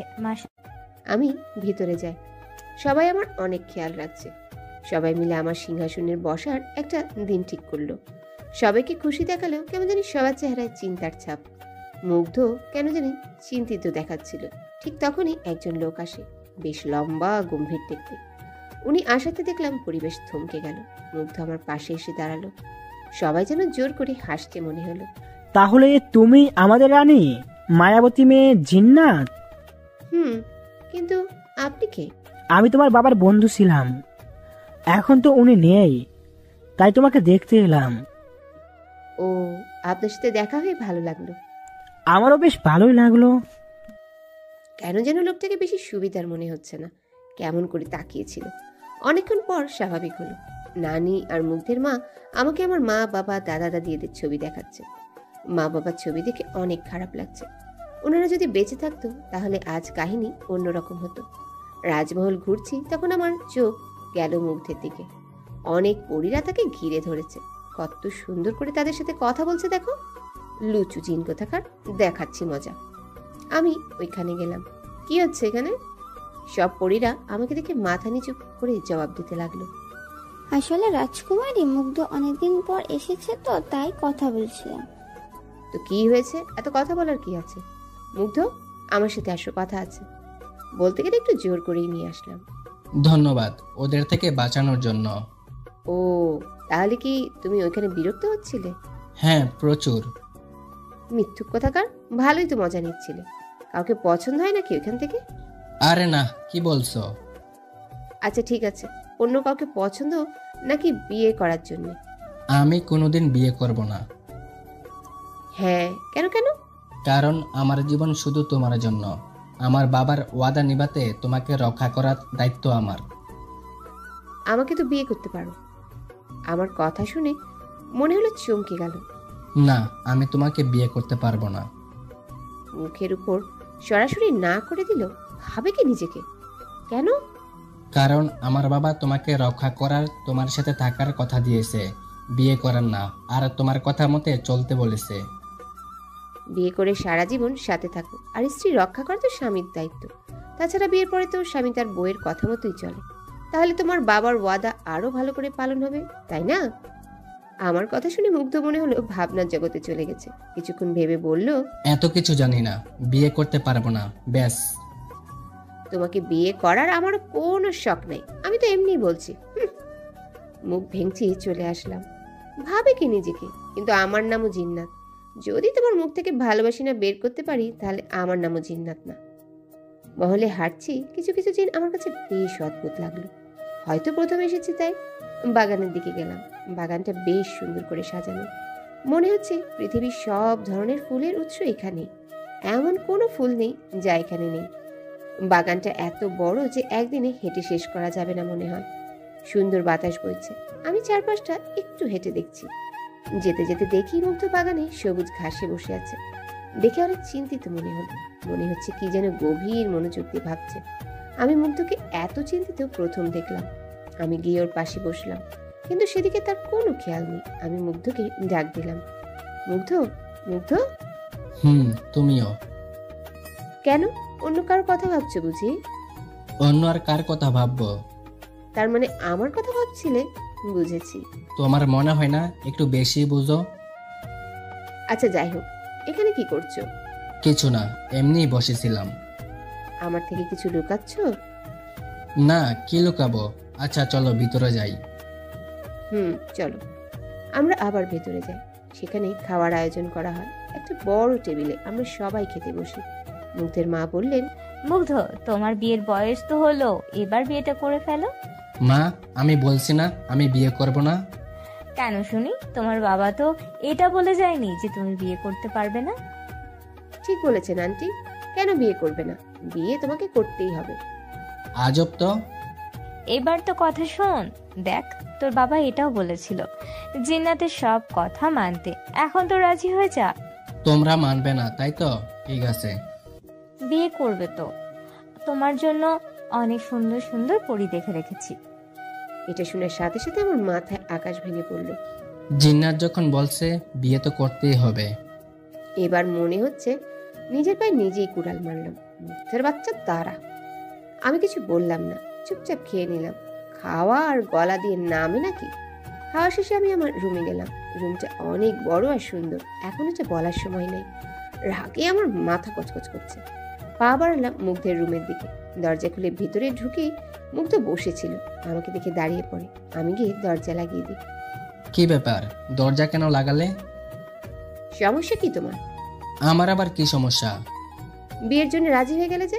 আমাকে ছাড়া অন্য কাউকে বিয়ে করার কথা ভাবলেও না জান নিয়ে নিবে। তোমাকে বিয়ে? হ্যাঁ, আমাকে ছাড়া অন্য কাউকে বিয়ে করতে পারবে না। কেন? আর তুমি তো বললে বিয়েতে রাজি হয়ে যেতে, তাই? আমি বলেছি বলে করতে হবে। রানী বলে কথা। ও তাই না? আমি যা বলবো তাই করবে, তাই তো? হুম। ঠিক আছে, কিস মি। কি? এখনই কিস করো আমাকে। পাগল হয়ে গেলে নাকি? করব না।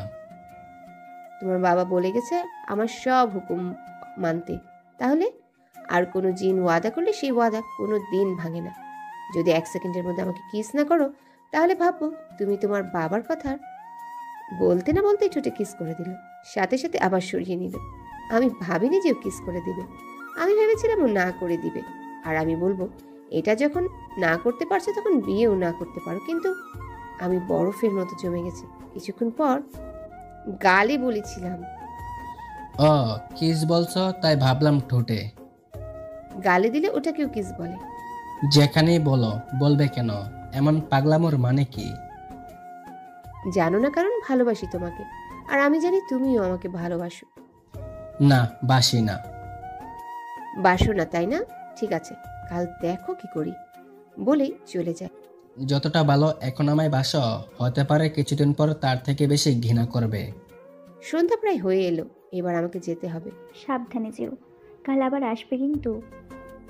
ঠিক আছে নানু। মুগ্ধ, যা জিন্নাতকে ছেড়ে দিয়ে আয়। লাগবে না, আমি যেতে পারবো। চলো আমি দিয়ে আসি। বাসায় চলে এলাম। শুয়ে শুয়ে ভাবছি কাল এমন খেলা দেখাবো যে ভালোবাসি এটা কিভাবে না বলো আমিও দেখবো। সকালে তুই দিন দিন এমন শুকিয়ে যাচ্ছিস কেন? খাওয়া দাওয়া ঠিক করে করিস না নাকি? মা কোন দিক দিয়ে আমাকে শুকনা লাগে? সব দিক দিয়ে পাশের মেয়েটা কি সুন্দর, স্বাস্থ্য, মোটা তাজা। থাক মা, এত সুন্দর হওয়ার আমার কোনো প্রয়োজন নেই, আমি গেলাম। সাবধানে যাবে কিন্তু। বাসা থেকে বেরিয়ে দেখি মুগ্ধ দাঁড়িয়ে আছে।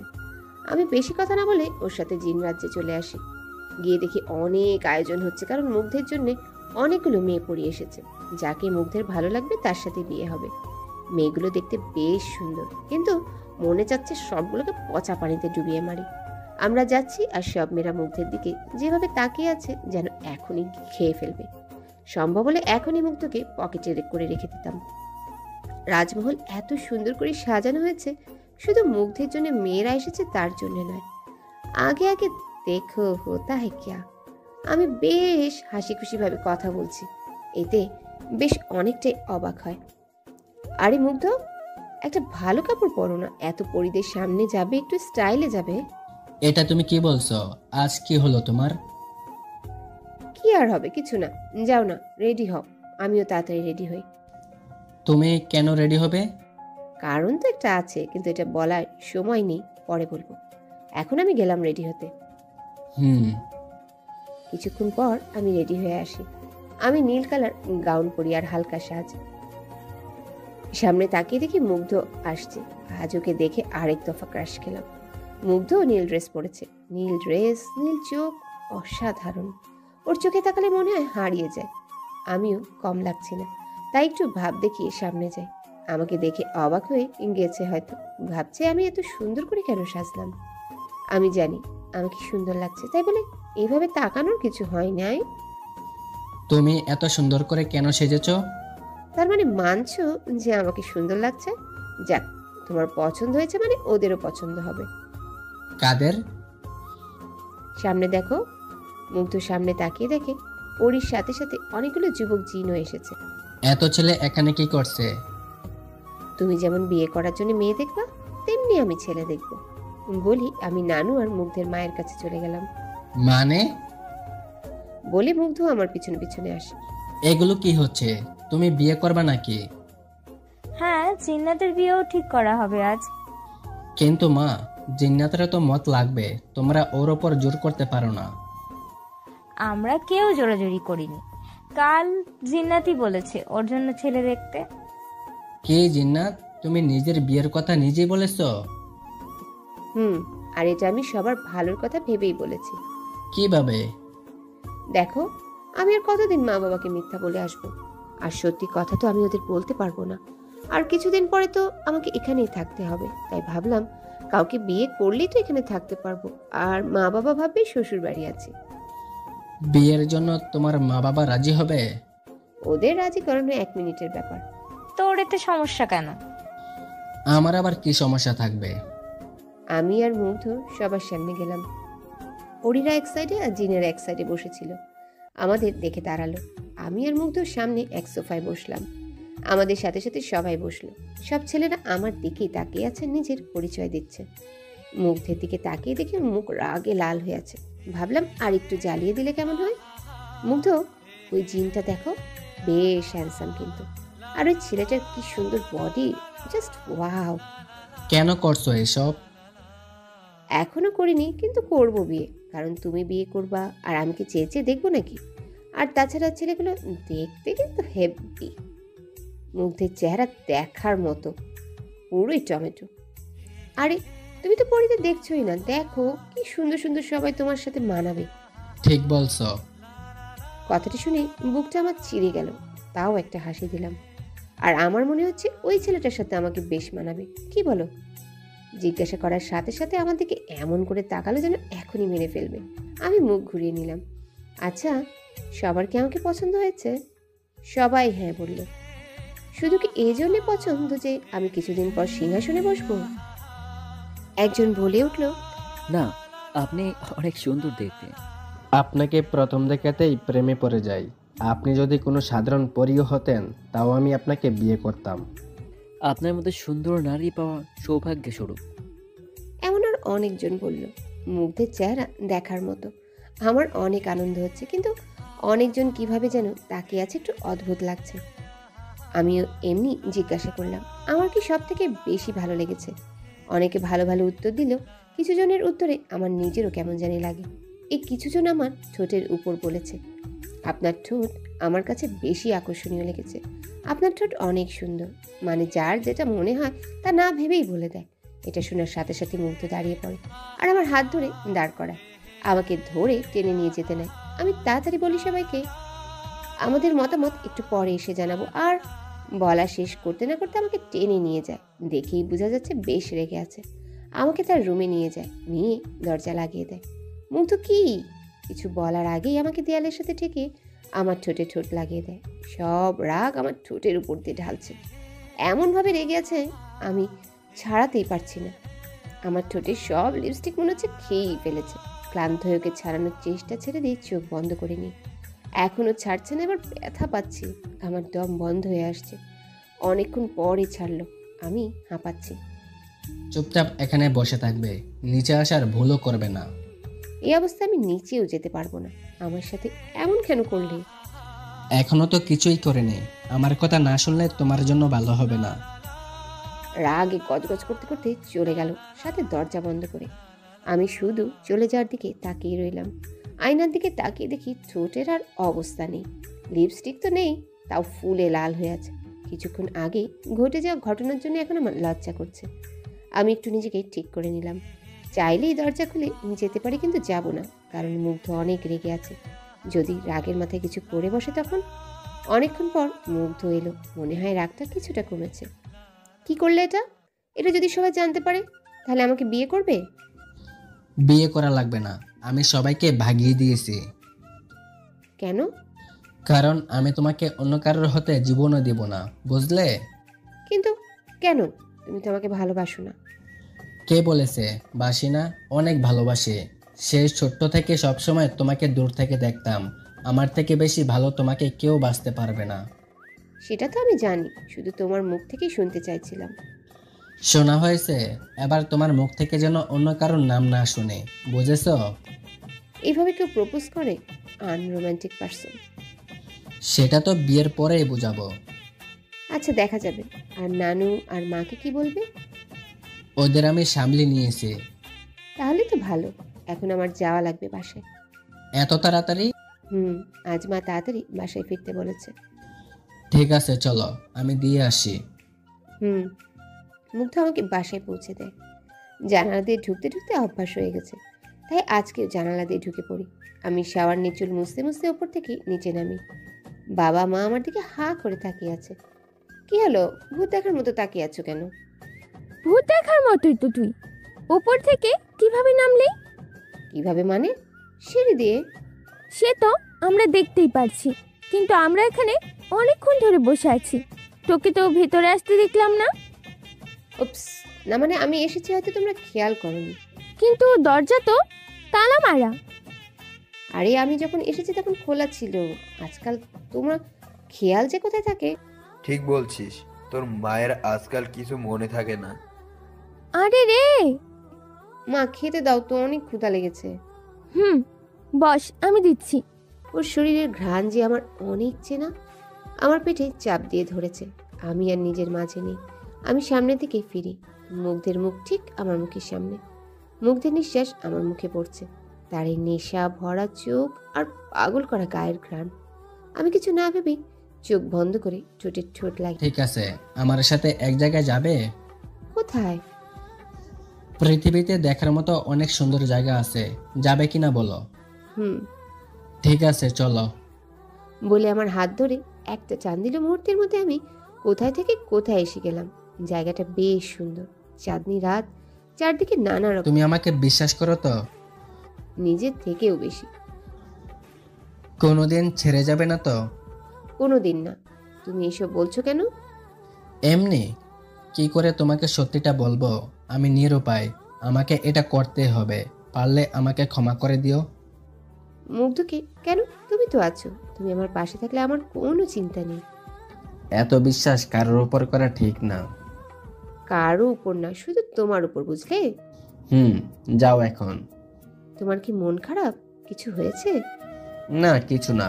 যাও এখন, গিয়ে ঘুমাও। তুমি দিয়ে আসবে না? আসলে আমার একটু কাজ আছে, তুমি যাও। মুগ্ধ আমার কপালে কিস করে চলে যেতে বলল। আমিও চলে আসলাম। এসে বিছানায় শুতে ঘুমের রাজ্যে চলে গেলাম। সকালে উঠে দেখি ফারহা, রোহান, রিয়াদ এসেছে। আমি নিচে যেতেই সবাই আমাকে জড়িয়ে ধরলো। কি ব্যাপার, সবাই তো ইমোশনাল হচ্ছ কেন? এতদিন পরে দেখলাম তো, তাই। আমি রিয়াদকে একটা চিমটি দিলাম। কি হলো? কিছু না আন্টি, মশা কামড় দিছে মনে হয়। ও, আর অনেকদিন পরে দেখলা? মানে ও তো প্রতিদিন কলেজে যায়। না মা, আসলে রিয়াদ এতদিন অসুস্থ ছিল তো, তাই ও এতদিন কলেজে যায়নি। পিছন থেকে রিয়াদের বাবা বলে ওঠে, কি? ও তো প্রতিদিন ঘর থেকে বলে বের হয় কলেজে যাওয়ার নাম করে। খাইছে। আঙ্কেল আপনি এখানে? ওদের আমি এখানে গাড়ি করে নিয়ে এসেছি, তাই ভাবলাম তোমার মা বাবার সাথে দেখা করে যাই, কিন্তু এখানে এসে তো অন্য কিছু শুনছি। বাবা চুপ তুই, আজ বাড়ি ফের, তোর একদিন কি আমার একদিন। বাবা আমি কি করলাম? কি করলি মানে? প্রতিদিন কই যাস? বাবা আমি কলেজে যাই, চিন্তা যায় না ঘা। কি? না মা, ও মিথ্যে কথা বলছে। আমি প্রতিদিন কলেজে যাই। ও যায় না, আমরা কত বলি কলেজে আসতে, কিন্তু শুনিই না। গার্লফ্রেন্ডের সাথে ঘুরতে যায়। তব্বা তব্বা, কি বলে? মারবি নাকি আজকে আমাকে? না বাবা, বিশ্বাস করো। আমার কথা বিশ্বাস না হলে ফারহা আর রোহানকে জিজ্ঞাসা করো। কি রে, ঠিক বলছি না আমি? ওদের ইশারা করে বললাম। ঠিক বলেছে জিন্নাত, রিয়াদ বেশি কলেজে আসে না। হ্যাঁ আঙ্কেল, ওর তো দেখাই পাওয়া যায় না। কি জানি কোথায় কোথায় যায়, কাদের সাথে মিশে কি করে, ওর ব্যবহারও চেঞ্জ হয়ে গেছে। আল্লাহ গো, কি কই? আজ তুই ঘরে আয়, আর আমার টাকা দিয়ে তুই এসব করস? তোর 1 মাসের হাত খরচ বন্ধ। তোর শরীরে হাড় কয়টা আছে আজ আমি সব গুনবো। শোনা লাগবে না, সবার শরীরে 206টা আছে। দেখমু তোর বেশি আছে নাকি কম। আয় তুই। বলেই হনহন করে চলে গেল। কসম লাগে আমি কিছু করি নাই, বিশ্বাস করো। রিয়াদ চুপচাপ দাঁড়িয়ে আছে। এত নীরবতা আমার সন্দেহ হচ্ছে। হঠাৎ নীরবতা কাটিয়ে রোহান বলল, ভাই তুই ঠিক। শালা বলি আমাদের দৌড়াতে থাকে, আর আমরা দৌড়ে আমার রুমে চলে আসি। আর কিছু পাইছে না, তাই ঝাড়ু দিয়ে মারতেছে আর বকতেছে। শালা কুত্তা, সবাই মিলে আমার 13টা বাজিয়ে দিয়েছিস। ঘরে গিয়ে মায়ের কি তোর বাপের খাইবো? 1 মাসে কোনো টাকা দিব না। আমার এতগুলা গার্লফ্রেন্ড না খাইয়া ময়রা যাইব। ওদের খাওয়ানি কি তোরা দিবি? আমার ঘরে যা একটু ইজ্জত আইছিল তাও তোরা কাইরা নিলি। তোরা দোস্তের নামে কলঙ্ক। কুত্তা, আর মারবি না, ব্যথা লাগছে। ঝাড়ু তো হইতেছে। তোরে তো মরতেই হবে রোহান, ভর্তা বানামো। আমার কবরে যাওয়ার রাস্তা অনেক সুন্দর বানাইছোস। ভাই না, ভালো ঝাড়ু তো। তোরে কি করা যায় ক, আমরা সব নষ্টে গোড়ামূল তুই। কান ধরতেছি, থাম ভাই থাম।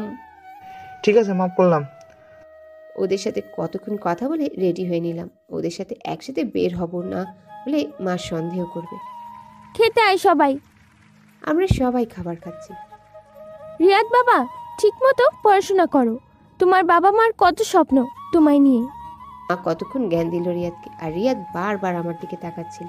ভাবছিল আমরা কেউ কিছু বলবো, কিন্তু আমরা কিছুই বলিনি। খাওয়া দাওয়া শেষ করে বেরিয়ে আসলাম। তোরা অনেক খারাপ। আহারে, যাই হোক, আমাকে এখন যেতে হবে। তোরা কি করবি? কি আর করব, কলেজ যাব। আমি যাতে বাড়ি ফিরতে না পারি তার পুরো ব্যবস্থা করছোস। আমি বাসায় যাব না। তো কি করবি? রন ভাই, কয়েকদিন আমি তোর বাসায় মেহমান, ঠিক আছে? ওকে, বন্ধুর জন্য যে কোনো কিছু। চুপ থাক ফহিনী, তোর জন্যই হয়েছে সবকিছু। তোরা দূরে গিয়ে ঝগড়া কর, আমি যাচ্ছি। তুই ঝামেলা বাজিয়ে এখন তো চলেই যাবি। Bye bye. বেশি কথা না বাড়িয়ে চুপচাপ কেটে পড়লাম। জিন রাজ্যে পৌঁছে আয়োজন দেখে অবাক হয়ে যায়। এত সুন্দর করে সাজানো হয়েছে যে বলার মতো না। সবাই অনেক খুশি, কিন্তু কারণটা কি? সবাইকে দেখছি, শুধু মুগ্ধকে ছাড়া। অনেক খোঁজাখুঁজির পর দেখলাম মুগ্ধ একটা বেঞ্চে মাথা নিচু করে বসে আছে। আমি ওর কাছে গেলাম। মুগ্ধ, এখানে কি করছো? কে? ও তুমি? না, এমনি বসছিলাম। কি হয়েছে? আজ আমাকে নিতে গেলে না যে? না, এমনি। এখন তো তুমি একাই আসতে পারবে। আচ্ছা, এত সুন্দর করে সবকিছু কেন সাজানো হচ্ছে? কারণ কাল তোমার সিংহাসনে বসার তারিখ ঠিক করা হয়েছে, আর আজ তোমার শক্তি পূর্ণতা পাবে। ও, এতে তো মুগ্ধের সব থেকে বেশি খুশি হওয়ার কথা, কিন্তু দেখে মনে হচ্ছে না। মুগ্ধ, তোমার কি কিছু হয়েছে? তুমি খুশি না? আমার আবার কি হবে? আমি অনেক খুশি। চলো ভিতরে চলো। মুগ্ধকে মনে হচ্ছে খুশি না। আমি ভিতরে যাই। মহলে সবাই অনেক ব্যস্ত, সবাইকে খুশি মনে হচ্ছে, কিন্তু কেন জানি আমি খুশি হতে পারছি না। আচ্ছা, এতদিন হয়ে গেল, কালের কোনো খবর নেই কেন? আগে তো এত হামলা করতো, হঠাৎ এত ভালো হয়ে গেল কেন? দূর, এখন এসব না ভাবলেই হয়। আমি এই কাজ করি, চারদিকটা ঘুরে আসি একবার। আমি মনের আনন্দে ঘুরছি, কিন্তু আমার চারপাশের লোকগুলো একটু অদ্ভুত। এরা এখানে কাজ করতে এসেছে নাকি আমাকে দেখতে? আমি খেয়াল করেছি যেদিন থেকে আমি এখানে এসেছি ওই দিন থেকে মহলের কাজের লোকগুলো অদ্ভুতভাবে আমার দিকে তাকায়। মনে হয় কাজের থেকে কে কী করলো তার দিকে বেশি মন তাদের। আমি এসব এড়িয়ে হাঁটছি। কাল থেকে সময় পাবো নাকি কে জানে। নতুন দায়িত্ব পালন করতে হবে কাল থেকে। হাঁটতে হাঁটতে দেখে একটা সুন্দর পাখি নিচে পড়ে আছে, মনে হয় ব্যথা পেয়েছে। আমি দৌড়ে যাই, পাখিটাকে নিজের হাতে নিয়ে একটা গাছের নিচে বসে দেখতে লাগলাম কোথায় ব্যথা পেয়েছে। দেখি পাখিটা ডানায় ব্যথা পেয়েছে। আমি হাত বুলিয়ে আমার শক্তি দিয়ে ভালো করে দিলাম। কিছুক্ষণ পর পাখিটা চোখ খুলে উঠতে থাকে, তারপর আমার কাছে আসে। রাজ্যের নতুন রানীকে আমার সালাম। পাখি কথা বলছে? এটা মায়াবী জায়গা, এখানে যে কোনো কিছু হতে পারে, এতে এত অবাক হবেন না। তোমার নাম কি? মিগি। অদ্ভুত নাম। জানি, কিন্তু আমার এখন যেতে হবে। তবে তুমি যেহেতু আমাকে সাহায্য করেছো, তাই একটা কথা বলি। বলো। পরীদের সব শক্তি তার ডানায় থাকে। যেহেতু কাল তুমি রানী হবে, তাই আজকের দিনটা তোমার জন্য খুব একটা ভালো না। আর যাই হোক, সহজে তোমার ডানা বার করবে না। তোমার ডানার কিছু হলে তোমার মৃত্যুও হতে পারে, মনে রেখো। বলেই উড়ে গেল। আরে শোনো, কি বললো? আজকের দিনটা আমার জন্য ভালো না, এখন কি করব? দূর, এত চিন্তা করে লাভ নেই। যেই আসুক না কেন আমি দেখে নিব। তাছাড়া মুগ্ধ তো আছেই, ওই গাছের নিচেই বসে আছে। কেন জানি ভালো লাগছে না, তাই উঠে চলে গেলাম। মহলের সামনে আসতেই মুগ্ধ চিন্তিত হয়ে বলল, কোথায় গিয়েছিলে? এখানে আশেপাশে ছিলাম। মুগ্ধকে কথাটা বলতে গিয়েও বলেনি, চিন্তা করবে তাই। কত চিন্তা হচ্ছিল জানো? না বলে কোথাও যাবে না। ঠিক আছে, এবার চলো। ভিতরে আসতেই কাল কি হবে, কিভাবে হবে সব বলা হচ্ছে। আমি এগুলো শুনতে শুনতে ঘুমিয়ে পড়েছি। চোখ খুলে দেখি আমি একটা নিরিবিলি জায়গা, সামনে সমুদ্র, আর আমি বালিতে সুন্দর করে বিছানা করা সেখানে শুয়ে আছি। সামনে তাকিয়ে দেখি কেউ বসে আছে দূরে, সূর্য ডুববে ডুববে ভাব। আমি দৌড়ে গিয়ে পিছন থেকে জড়িয়ে ধরি, কারণ আমি জানি এটা মুগ্ধ ছাড়া আর কেউ না। উঠে গেছো তুমি? আমাকে এখানে কেন আনলে? তোমার মনটা ভালো ছিল না, তাই ভালো করতে আসলাম। আর আমি জানি তোমার সমুদ্র দেখতে অনেক ভালো লাগে। Thank you. জেনো, আমাকে ভালোবাসো তো? নিজের থেকেও বেশি। যাই হোক না কেন, শুধু একটা কথা মনে রাখবে যে আমি তোমাকে নিজের থেকেও বেশি অনেক ভালোবাসি। প্লিজ আমাকে ছেড়ে যেও না। এভাবে বলছো কেন? আমি তোকে ছেড়ে যাব কেন? আচ্ছা বাদ দাও এসব কথা, কিছু খাবে চলো। এখানে? ওই দেখো। পিছনে তাকিয়ে দেখি একটা টেবিলে খাবার রাখা, উপরে সাদা কাপড় দিয়ে স্বাদ বানানো। আমি আগে দৌড়ে যাই, কারণ অনেক ক্ষুধা লেগেছে, দুপুরে কিচ্ছু খাইনি।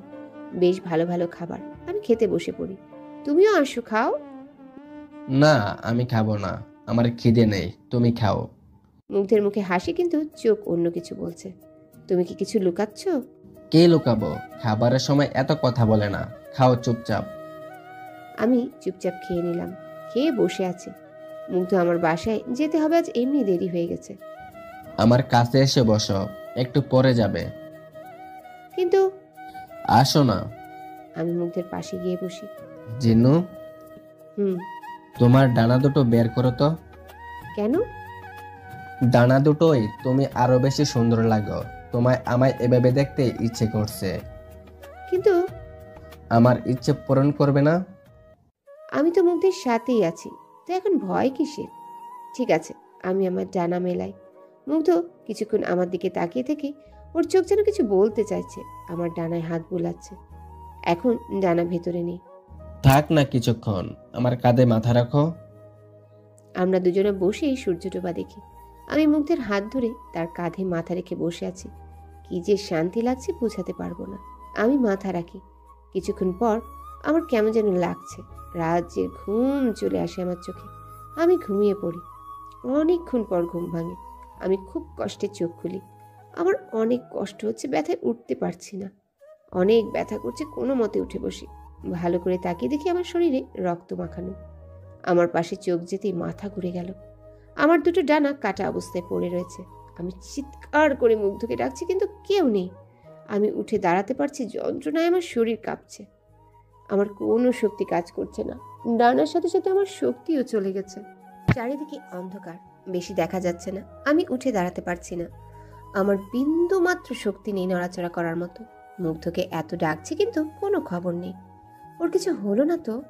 কিন্তু আমার সাথে এটা কিভাবে হলো? আমি কোনো কিছুই বুঝতে পেলাম না। কেন ওই খাবারগুলো খাওয়ার পর আমার সাথে এমন হয়েছে? তার মানে খাবারে কিছু ছিল, কিন্তু খাবারে কিছু থাকলেও সেটা তো শুধু আমি খেয়েছি, মুগ্ধ তো খাইনি। আমি অজ্ঞান হয়ে গেলেও মুগ্ধর তো জ্ঞান থাকার কথা। তার মানে কি মুগ্ধ আমার সাথে এমন করেছে? না না, এই আমি কি ভাবছি? মুগ্ধ এমন করতেই পারে না। হয়তো আমাকে বাঁচানোর চেষ্টা করেছে, কিন্তু পারেনি। মুগ্ধের কিছু হয়নি তো?